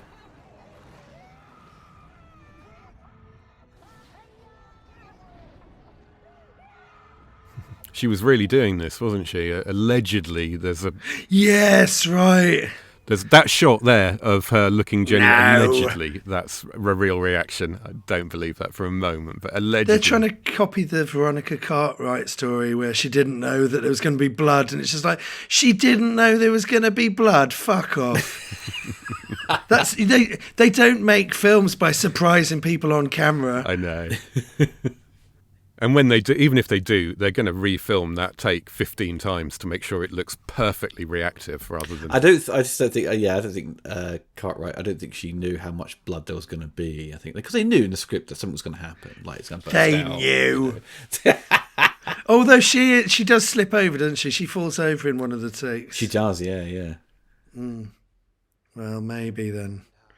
But there's no way Charlize Theron thought for a moment that she'd burnt an extra to death. Exactly. No way. And then they used the footage of her reaction thinking that she'd killed someone. Yeah. That's the only way we can get her to act. In this movie, it pretty much is. We've got to make her think that the things that are happening are actually happening. I love that machine she uses, though, that checks your body and just repairs you. I'd love to have one of those in the future, wouldn't you? I know, it's the one they use in Elysium. You've seen that the Matt Damon film where one of those really expensive machines are on that kind of floating orb where all the rich folk live, and if you've got cancer, you just go on the machine, it just goes, cancer's gone, you get out, and that's how it was. You walk one of those things, check every morning, all back to normal again, get out, chain smoke all day, drink all day, go back into the machine, repairs yourself. That's what you want. That's the dream. That's why people are still smoking in this universe, I guess. Yeah.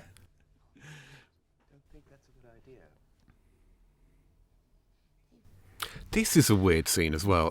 Did I miss something here, or is it really obvious? Because she's not she can't have children, right? So now she found out she's pregnant.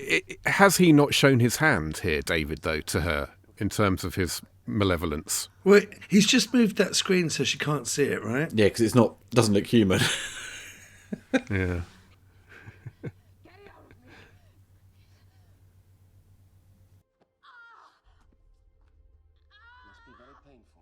You've got a Kenner action figure inside of you. Oh no. How far are we through this film? What's about to happen? Who's dead? Holloway's dead. He's been cooked, you know. But what's his face hasn't twisted himself in half and no. Whoa. What's his name? No, Fievel. He will in a minute because he's obviously they've been off camera for a while now. Yeah. Oh, he's coming next, but they've got to do the same scene, haven't they? Where they go out let's kind of repeat the process. They open up the boot and burn someone, and then they go back in again. Is that what happens? Yeah. God, open up the boot. You'd condense that into one scene, wouldn't you? You would, wouldn't you? Yeah. Oh dear.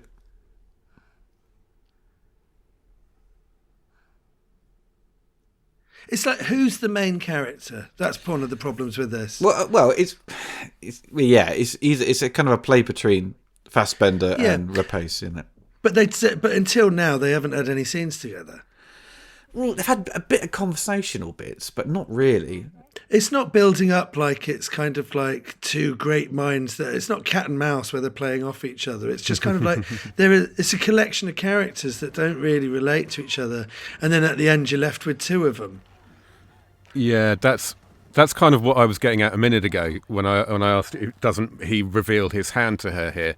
Because it seems to me that she, like everything he does, reveals the fact that he's happy that she's got this thing inside her. He doesn't care what happens to her because he refuses to do anything.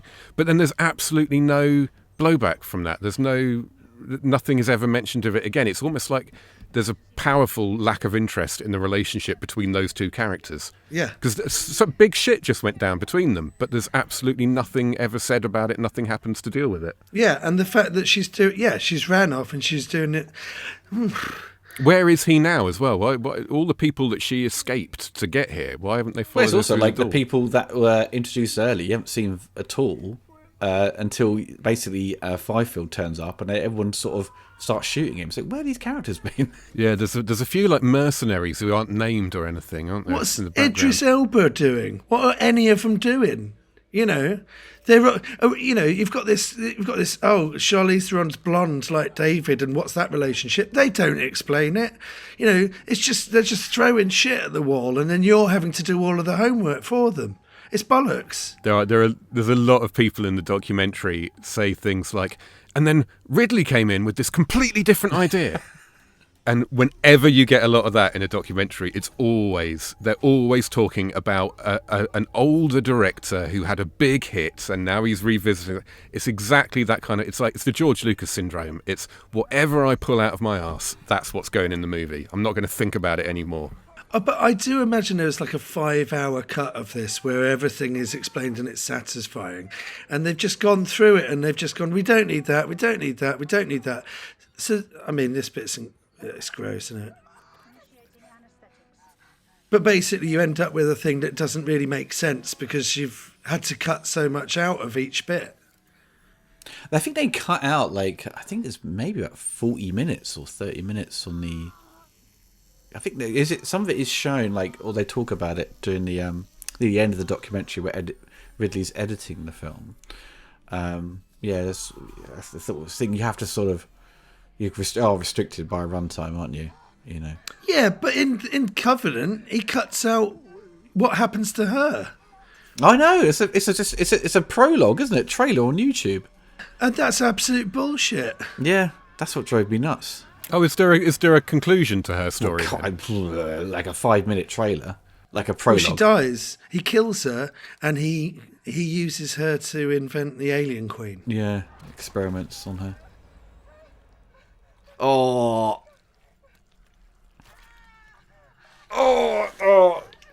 I don't like that bit. No, this is horrible. It's a really effective scene, this. Oh.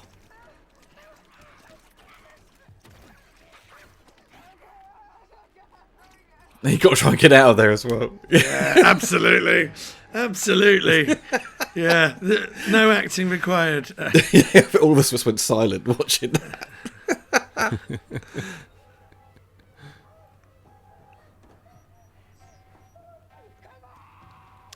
She's a worthy replacement for Ripley, I think. I like her. She's got, she's barely been in the film until now. Yeah, she's not had the amount of... Mind you, same with Sigourney Weaver for the first half of Alien, I suppose. She's not...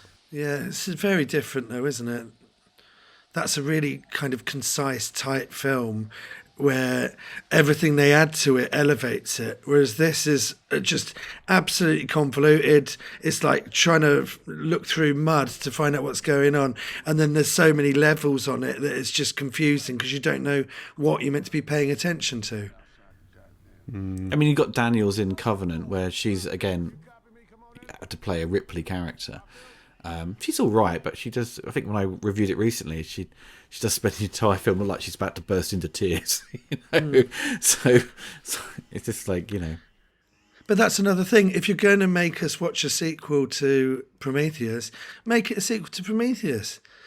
I don't want to meet another character. Do you know what I mean? It's kind of, why didn't you just carry it over? Yeah, I know. Another set of characters you're introduced to and you've got to somewhat care about, but you don't, because... Here we go. Here he is. But who the fuck is this guy? Who's he? Yeah. Who's he?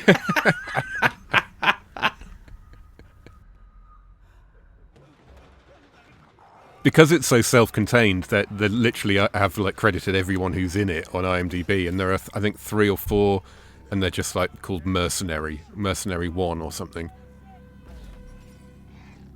Because weirdly, almost the entire cast, I think there's only one American actor in this whole movie. Shit. Is that... It's not Holloway, is it? Because yeah. Because he was in Upgrade, wasn't he? Yeah. Yes, but he's not Australian. I went through that because I was checking this out last night, because there are a couple of Australians in it. I wrote it down somewhere, but I want to say almost everyone is British. Charlize Theron is South African. Yeah, she's South African. There's Noomi Rapace is Swedish, I think. Didn't Noomi... I think I remember when I covered Prometheus, I remember reading that Noomi didn't... Oh, that's good. Noomi didn't know much English before doing the film, and she's speaks perfect English in this. It's it's incredible. Yeah, I think she's good. She just, she's had nothing to do. That sequence is incredible when she's when she's cutting herself open, but... It's the only proper acting she's got the chance to do, really. Everything else has just been delivering lines. She sort of dominates the second, the last 40 minutes, I suppose. No, again, like Sigourney did, didn't it, I suppose? But yeah, but it isn't, is it? But Sigourney was very much stick to the rules, bossy sort of character, wasn't she? Who was... She's got a really clear, we've got to contain the alien, and then it's just we've got to get off the ship. Yeah? Whereas what's her motivation right now? What are any of them doing? I love the guy on the right there, the suit. It's like it's on that TV show Space Precinct. God. This bit's gross, though. You see, the old man feet. Oh, you're cleaning him, aren't they, or something, after he's come out of hypersleep. Oh, God, it's just the only superpower I have when it comes to movies is being able to spot people in old man makeup, and it really winds me up because it just looks so fake to me all the time. Sure. I don't think that's a superpower unique to you, Rob. I'm trying to emphasise how unpowered I am in other regards. I don't think anyone is under the impression that that's a real old man. He's great in a flashback sequence in one film's time, though. Shut up, Nick. I've heard that, actually. Yeah, here he is. It's old man acting as well. You just think, fuck off. It is, yeah. They do the same thing with their head and their voice as well. They always do the same thing with their voice because old men talk like this. It's a bit like acting drunk, isn't it? It's just like drunk people don't want anyone to think that they're drunk. Old people act young, right? Even though they can Because if you ask someone in like their 60s, how old do you actually feel with inside you? They'll probably say like they still feel like they're 20. You know what I mean, or 21. Yeah, but that's because they're all senile.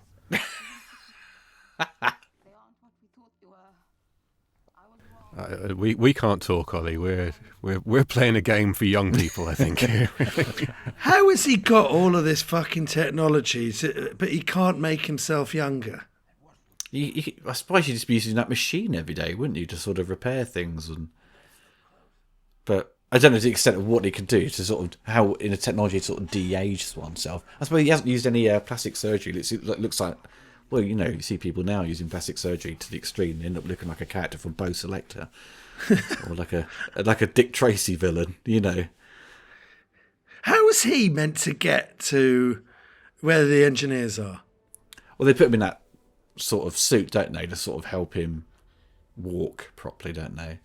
Oh yeah, he's got like an Iron Man suit, isn't he? And they have got buggies as well for that long journey. How old is Wayland supposed to be again? Is he over 100? Isn't he? I think he's like something really crazily old. What year is this film set? 1998. In the future of 1998. 2093. This is taking place. There must be a fan wiki of Wayland, how old he is in this, because obviously we saw. So is he a millennial? Someone did, because most of actually no, because we're talking about Guy Pearce being younger. He's in the promotional stuff, isn't he, for the movie Prometheus? They did those weird, really bespoke. Yes, yeah, the special features that are on the DVD. You keep referring to it. He did like those TED Talk type things, wasn't it? Yeah.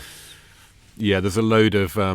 It's called the Wayland Files or something, isn't it? There's like a huge mass of specially produced. I wouldn't be surprised if some of it's shot by Ridley's son. One of his. The Wayland Files. Like he. Seriously, it's called something like he was a TV detective in his 50s.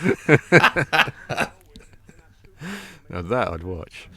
Because, did you guys think, the idea that, okay, they've changed Wayland again, because it was supposed to be Lance Henriksen, wasn't it? In that timeline was AVP, and, Alien 3, he was the creator of Bishop, right?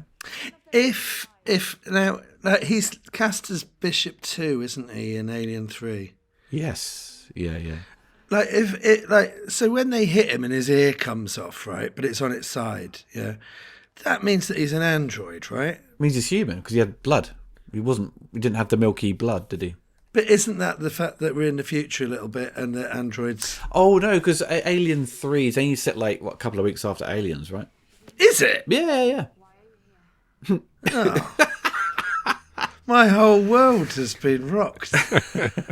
Okay. It's not that long after Aliens. Yeah. Okay, that makes sense. So yeah, because that's a confusing thing. But I suppose Lance wasn't supposed to be Wayland. He was just the creator of Bishop, that android. He made a copy of himself. So come AVP, to sort of keep Lance Henriksen in that sort of universe, to bring back someone who's still alive or like still working. Like, let's get him to be Wayland. It's one of the only people that makes sense, really, isn't it? Because you can't bring any of the main cast from any of the other films back. That's right. Yeah. I love Lance Henriksen. I think he's great. What do you think about the theory that Bishop is the one that put the egg on the spaceship? Oh, I don't think he would have. He's the company man. We can't start thinking. You were about to say, I don't think he would have done that, and I was thinking exactly the same thing. He wouldn't have done that. He's a nice android, but that's not how it works. So it shouldn't be, because he fucks off for a bit, and then he comes back at the end and saves the day, and all of a sudden there's an egg on the thing. I think it is him. I think it's him. Otherwise it can't make sense. All of the androids are bad guys. Because the Queen Alien couldn't have just like pooed out an egg and just gone and just like threw it and it stuck somewhere, Well, her sack got torn off when she so There's no explanation other than it was Bishop. Great. We've all decided. Yeah, I like that idea. And the aliens are gods. Great. None of this is in any of the films.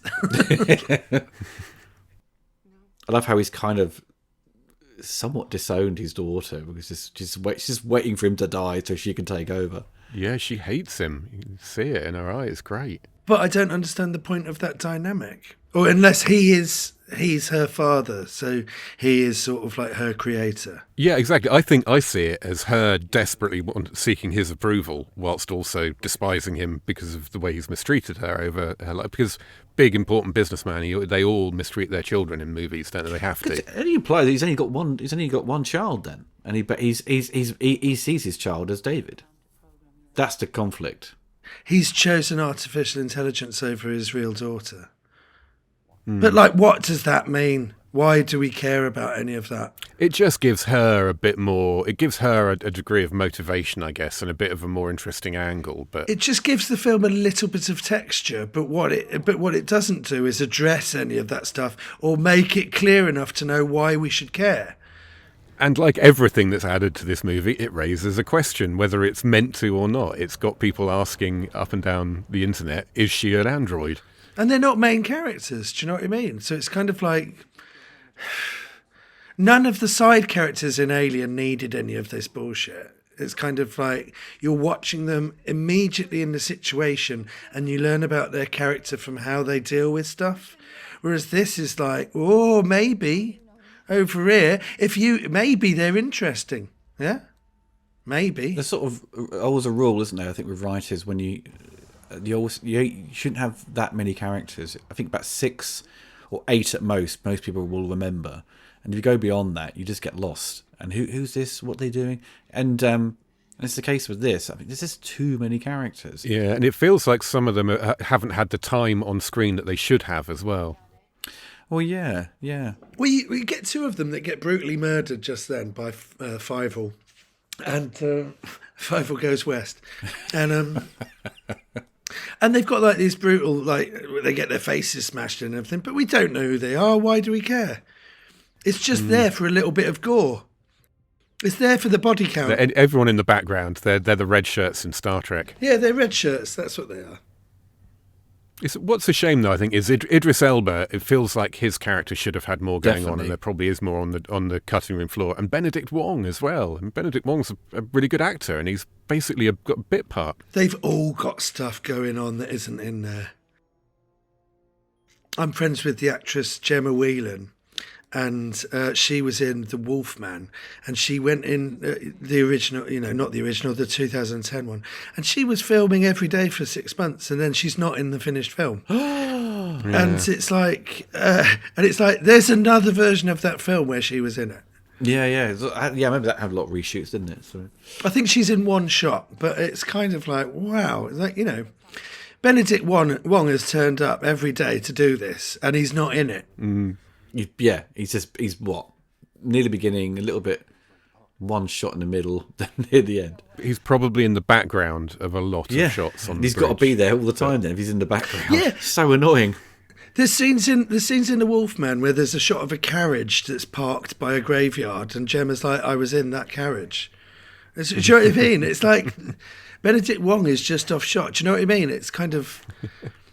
And also they filled all the cast with all of these incredible actors, giving them nothing to do, and then they don't even get killed off. Well, 3? Well, 2 of the big actors just sacrifice themselves by smashing into a giant spaceship. Yeah, that's a nice death. But yeah, I noticed this. There are some really weak endings. Some really Charlize Theron's character. That's great. She just gets squashed. I think that's great. It's really someone should have shouted to her. Like, just run left or right, not straight. No. It's so No, naff, I don't think. I think it's great. I really think it's great.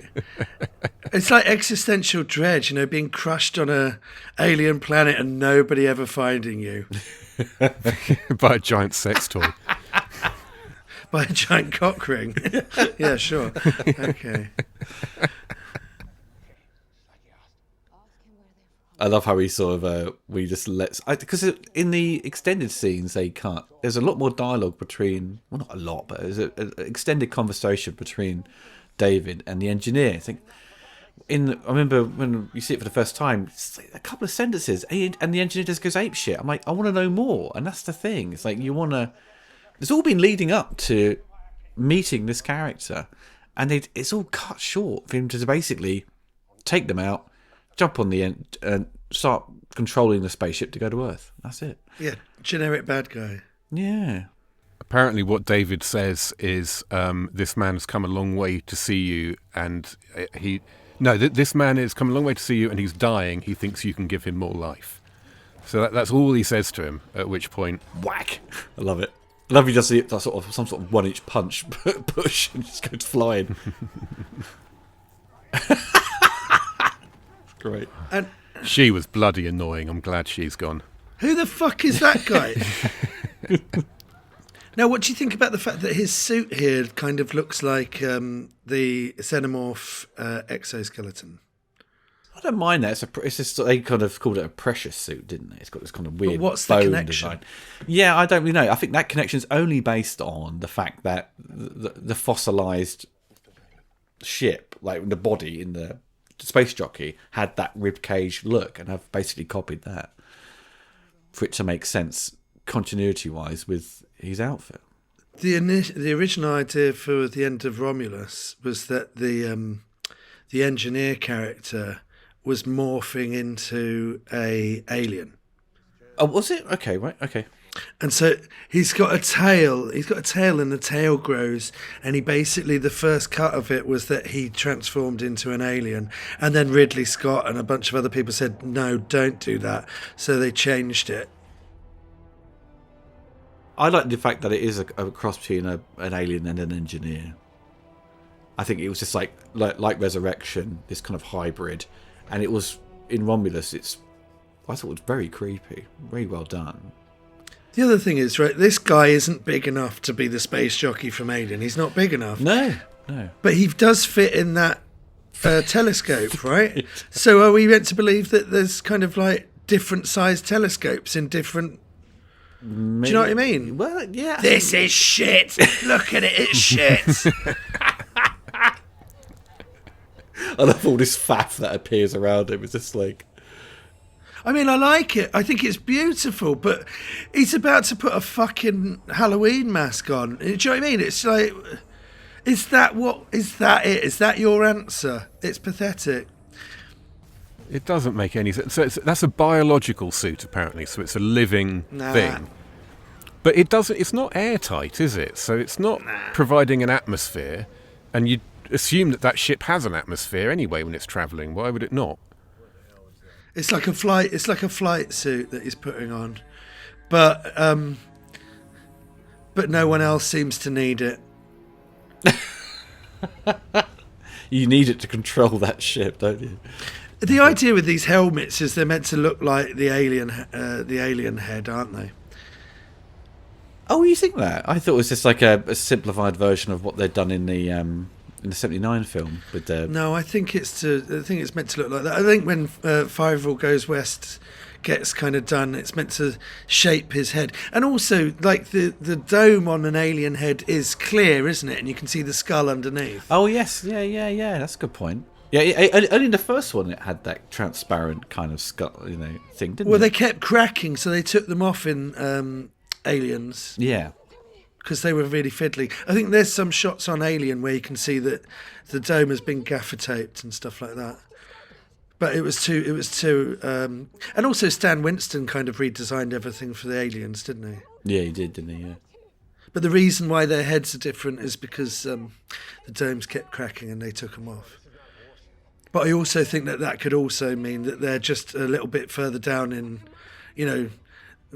the ones that we get in Alien are like teenagers, and then the ones in Aliens are like fully grown. I think that the one thing you just can't do with this franchise is start thinking about the biology of the monsters, because They look different in every Well, that's movie. where you get here, don't you? And there's like really shit reasons as to why they look different sometimes, but then that reason doesn't apply at other times. And But one of the things, in Alien Resurrection, where everything looks so much more kind of like, the alien eggs are all kind of like, Yeah, more gooey and like more like pussy, yeah. And the idea is that it's because there's human in them.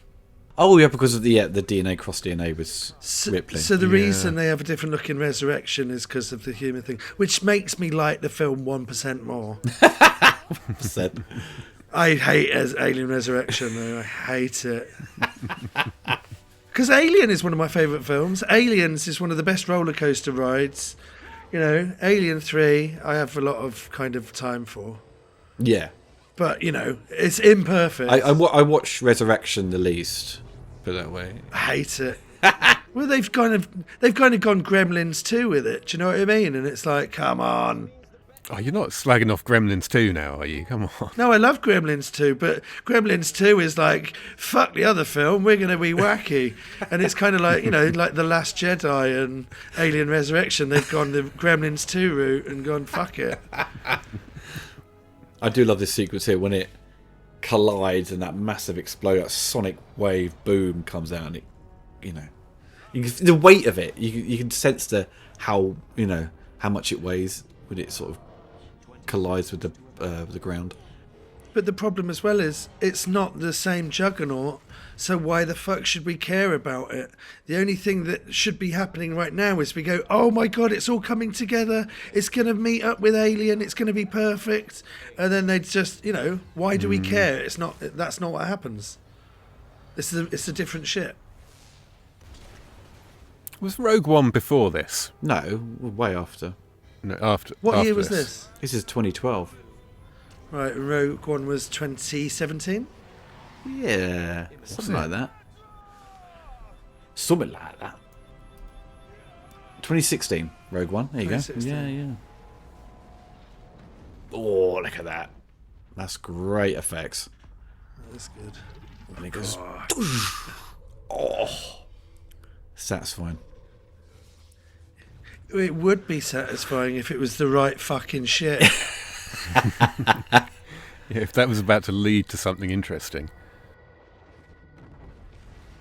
Look how big that is. It's amazing. Running left or right wouldn't save her at this point. I don't know. Or maybe if they started running right now. I think you would be like in awe a little bit, like just frozen, You'd get your phone out. Oh, that's a great photo. Splat. I think this might be the stupidest single thing in this movie. I love this bit. It's great. Oh, imagine. It's so big. Look, they don't know what to do. It's so big. It's so big. Well, she just hides. Well, yeah, I think she just hides in like under a rock, doesn't she? That sort of protects her from being flat. Yeah, keep rolling. Yeah. Oh, she got out of the way. She just rolled out of the way. Look at her. Look. Come on, just roll. No. Oh, you silly woman. Oh dear. And then it stops right on top of her. And then it falls. If only I cared. She needs to start thinking about what could happen next.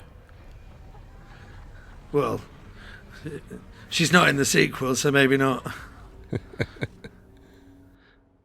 What do you guys think about the music for this film? Did you sort of like the sort of theme they introduced for Prometheus? That sort of. What is that, Ollie? Can you sing it for us? We sing it for you. Where does it go again? Sort of. So he played during the opening. It's played during when the map appears of the galaxy. That da da da da sort of thing sound it makes. Sing it. No, I'm not going to sing it, Nick. It's in my head, but like I can't. They do harken back to the original Alien theme. which is when Wayland appears, which is like, that's not his theme, but here we go. Anyway, Who did the music for this? it was oh god, I think there's a couple of composers because they kept changing the material for it. Jerry Goldsmith did Alien, didn't he? He did, yeah. And then Horner did the second one, and Elliot Goldenthal for the third, and then was it John Frizzle did the fourth one? I also forget the composer's name. I think it's a gentleman, Mark Streitenfeld. Oh, I don't recognise that name. I think he may have done Robin Hood, maybe. Yeah, composer of Robin Hood. Right. And The Grey and American Gangster. Yeah, I think the music's kind of fine in this. But it didn't really like... Michael Kamen did Robin Hood, though, didn't he? Robin Hood, Prince of He Thieves. did Prince of Thieves, yeah, that's a cracking score, that is. Oh, you mean Ridley Scott's Robin Hood? Yeah. The boring one. The one that no one has seen. Oh, Not even Ridley Scott watched that the one, Ridley right? Scott Robin Hood trailer. The trailer for that movie was incredible. And then you watch the film, you're like, oh, God, this is really boring. Well, I was going to say that about this. The trailer for this was incredible. It was so... The trailer was scary all by itself. Yeah, that music, that burnt sort of... It did from... They took from the 79 film. Yeah. And jazzed it up a little bit. I think everything about this film is great except for, the film. That would be a great quote for a poster, wouldn't it?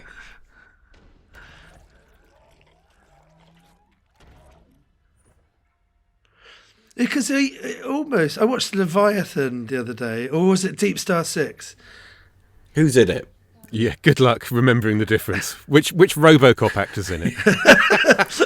And it had Greg Evigan in it. That's Deep Star from 6, my two dads.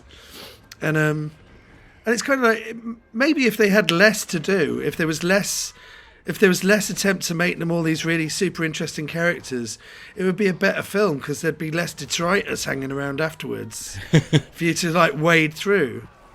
Because originally the engineer comes in and he looks at all... She's hiding and he looks at all the sort of technology and he's kind of a bit awe-inspired by it. And then she comes out swinging with an axe. And this comes charging in and it's attacked by the big octopus thing. I was like, oh... It's meant to feel like a face hugger, right? It's meant to be laying the groundwork. Yeah, for sure. But fuck off, what's that? I think we all know what that is. In the documentary, the guy who designed that thing said, "This is definitely the monster I've made with the most vulvas."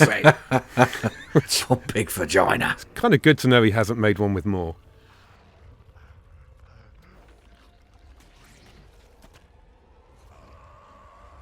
Oh, that's got everything to basically pull you in. Oh, nasty. Yeah, I don't know. Because the engineer just sort of is basically kind of cut short a lot of his stuff, and that's what you've kind of been building up to. And is it one main engineer throughout this? Yeah, there's only is that one. what we've been watching? There's been one. Yeah. Christ. Well, maybe he is. He's the only one they've checked. Because there's 6 or 7 of these pyramid things, and this planet was never supposed to be the home world of the engineers, isn't it? It's just a drop-off point. It's like it's not, or like a weapons development staging weapons area. plant. That's the conclusion Yeah. I've come to. Yeah, it's a weapons plant. But it just makes the whole universe smaller, doesn't it? It's like in Alien, the space jockeys represent a huge, wide universe that we can't understand. And then in this, the space jockey is a giant version of a human that is literally just trying to kill humans with a weapon that they've made, which is the alien, which means that there's only 3 points of contact in the entire series now. Yeah, and also like whether or not that is their home world, we're led to believe it is, because that's the world they wanted us to go to for whatever reason. That's the map we were given. Yeah, right. yeah. So why were we given a map to a random staging post, a weapons development place, rather than? That's a good point. You know, in Gladiator 2, when one of the brothers gets his head cut off, and then Denzel Washington's got that whole speech where he's holding the head, and then he sticks it on the thing right in front of it, and it looks like the worst rubber head you've ever seen. And you think, you managed to do a decapitated head perfectly in Prometheus. How did you fuck it up? That looks amazing, right? It does look funny when he's being put in the bag and like zipped Yeah. up. 'Cause you know that his body is right there, right? I just can't. I can't stop thinking that exactly. Yeah, There's two takes of that where she throws the head in quite aggressively because there's a different line of dialogue. She just goes, just throws it in, and this one she does it, with more care. I think she's kind of obviously one direction. She was frustrated with David because he's fucked everything up. Did David fuck it all up? No, not really, but he's not been totally transparent there, was he? Whose fault was it? I'm blaming Fievel. He had an attitude problem from the start. I think it was I don't know. They were all kind of, as you say, it doesn't make sense why they were given directions here when the whole point was they were going to be killed anyway. I think maybe it was much like our experience as viewers, right? We were told to come here for all the answers, and we left feeling absolutely gutted. And then we were executed. You did get a sense you didn't walk out this film like satisfied at all. I mean, everyone walked out going, "This looked incredible, great performances in there," but whatever answers I want are now going to be followed up in a sequel, and the sequel doesn't give you those answers. It kind of like creates more problems.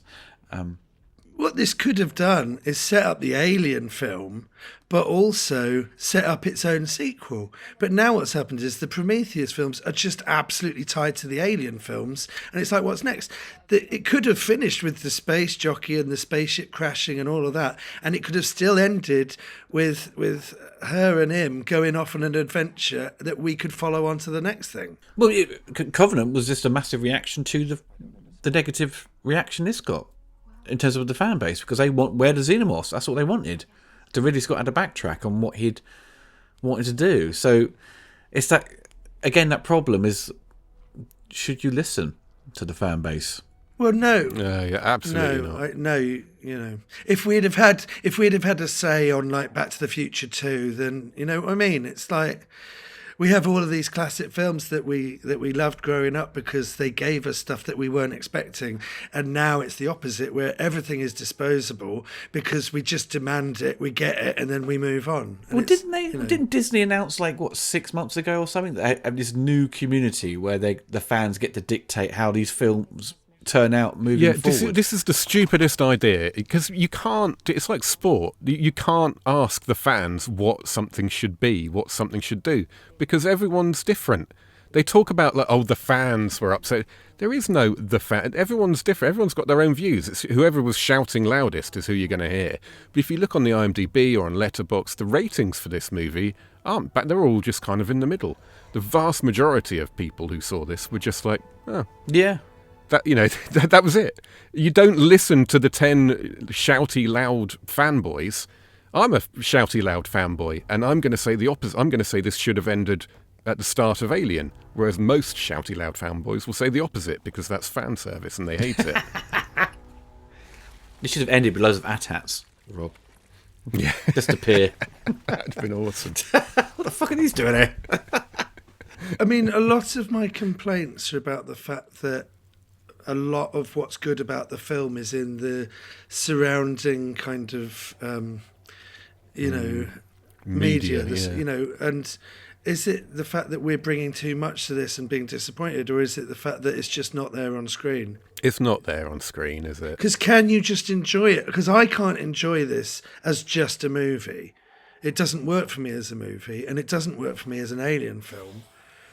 So it's just a beautiful film that's just, I have got no emotional attachment to it. So you don't know where to place it then, do you? What's the point of it? Yeah. What I enjoyed about it yesterday was, one thing, I completely divorced the idea from it being an Alien movie. It's not an Alien movie in my mind. It's just a modern movie. And so it looks really cool. It's got kind of like a nice vibe to it somehow as well. And if you kind of separate everything out and don't see it as an Alien movie, then all it is just another Hollywood movie, half of which doesn't make any sense, half of which is pretty cool. Yeah. It's an odd one, isn't it? I mean, it's because it's like that. Obviously, it's a prequel. It came out later, years later. It feels somewhat slightly divorced from the franchise, but again, it still has the trappings of being part of that same fabric, and it's, I think, because of how Covenant turned out. If Ridley had stuck to his guns and stuck with the direction he was going with Prometheus, I don't think it would be. It would feel a little bit more kind of worthwhile movie to remember by, now because it feels like the odd one out now, just down to the fact that Covenant did it no favors whatsoever at the end of the day. Covenant completely do you know what I mean? Because it's kind of like, you're backing down now. You're kind of like, you're making it into an Alien film rather than, the fact is you tried to make this not an Alien film. I would much rather have preferred a direct sequel to this than something that's like a half and half, where the first half you're trying to follow this up and then the second half you just basically remake the end of every single Alien film, Because I would like the idea if if they'd gone to the planet where the engineers are, which they do in Covenant, which is not really, it's a bit of a weird planet, but just to have more with the engineers of what was going on, and then maybe at the end of that allude to the xenomorph, not straight away, or but that's like assuming that this is a really great film that deserves to have sequels, and then you get to the sequel. But the fact is, this is kind of like, I think some of this is an incredible movie and some of it is just a terrible film, so it's kind of ends up being like mediocre. So having a film that's like Alien Covenant that makes this film even worse in retrospect is kind of like, well, why should I watch any of these films again, To watch them with us and talk bollocks, obviously. What do you think of the this has been fun, what do you think of the Deacon coming up at the end? I mean, I didn't like it. I didn't like the design of it and the way the sort of extra mouth comes out of it. It just looked really it's like a weird sort of, like it was like a broken a bone and pushed something out. It just didn't look great.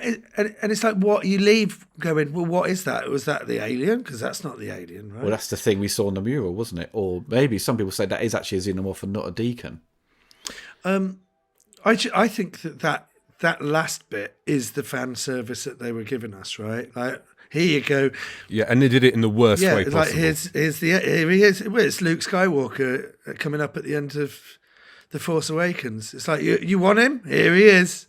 And that deacon's going to be roaming that LV 2023 by itself for years. What's going on? So are there no other engineers on that planet? Well, as far as we know, yeah. But then there are those other ships. So there could well be, why would there not be survivors in there as well, maybe? Yeah. Look at that war memorial of bloody visual effects artists. Crazy. Yeah. I look straight at someone I know. All of their work was top notch. Do you know what I mean? It's just like everything in this film is incredible, except for kind of the characters and the story and all of the stuff that they tried to fit in and didn't. I think if they just stuck to John Spate's idea, I think it would have been just a little bit more clean-cut, coherent kind of story that may have not been a huge revelation, but I think it would have been like, okay, that's fine, I'm happy with that. It kind of made sense, what they were doing, and instead of opening the doors to all these other ideas and not really providing any answers to them, which is frustrating. Because as we discussed earlier, it's fine for them to introduce an idea and not give an explanation. It gives it lets you go crazy with your imagination, because it introduced so many ideas and none don't have any payoff. It's like, But it also people always seem to think that, like, there'll be people sitting at home saying, "Oh, can't you guys handle a bit of the unknown? You don't have to have everything explained to you." And I couldn't agree more. I hate it but there are things that you need to explain and things you don't need to explain. There are things that can be left to our imagination, but there are other things that are just going to distract us. For example, they get to LV 426 or whatever.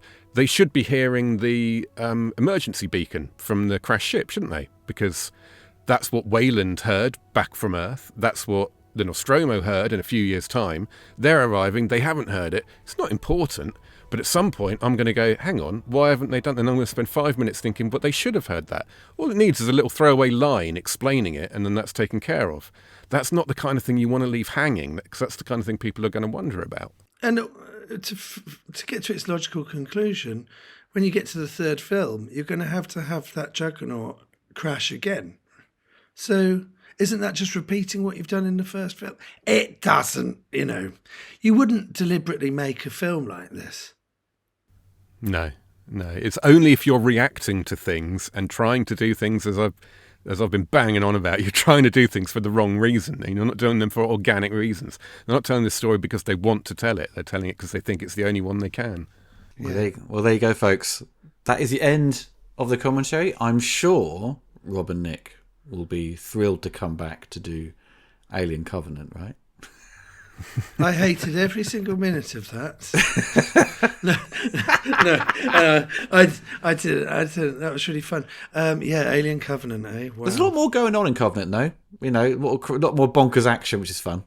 I've only seen it once. I only saw it at the cinema, but it's pretty gross in areas. So it makes up. Well, yeah, it definitely tries to make up for some of the flaws in this, but ultimately the script is a bit messy, as it were. Well, I just think it's weird, isn't it? Because the first one was the first one, the second one was the second one, and then they started having problems with Alien 3, where they filmed it without a script, and then Alien Resurrection. Do you know what I mean? It's just kind of like, why is it so fucking difficult to make a movie? Write a script and film the script. Do you know what I mean? Because the franchise is so important at the time, and then it has to make a certain amount of money. That was the thing with Alien 3. It wasn't supposed to be the big summer blockbuster, but Fox or Rupert Murdoch had decided this is going to be the big movie of the summer.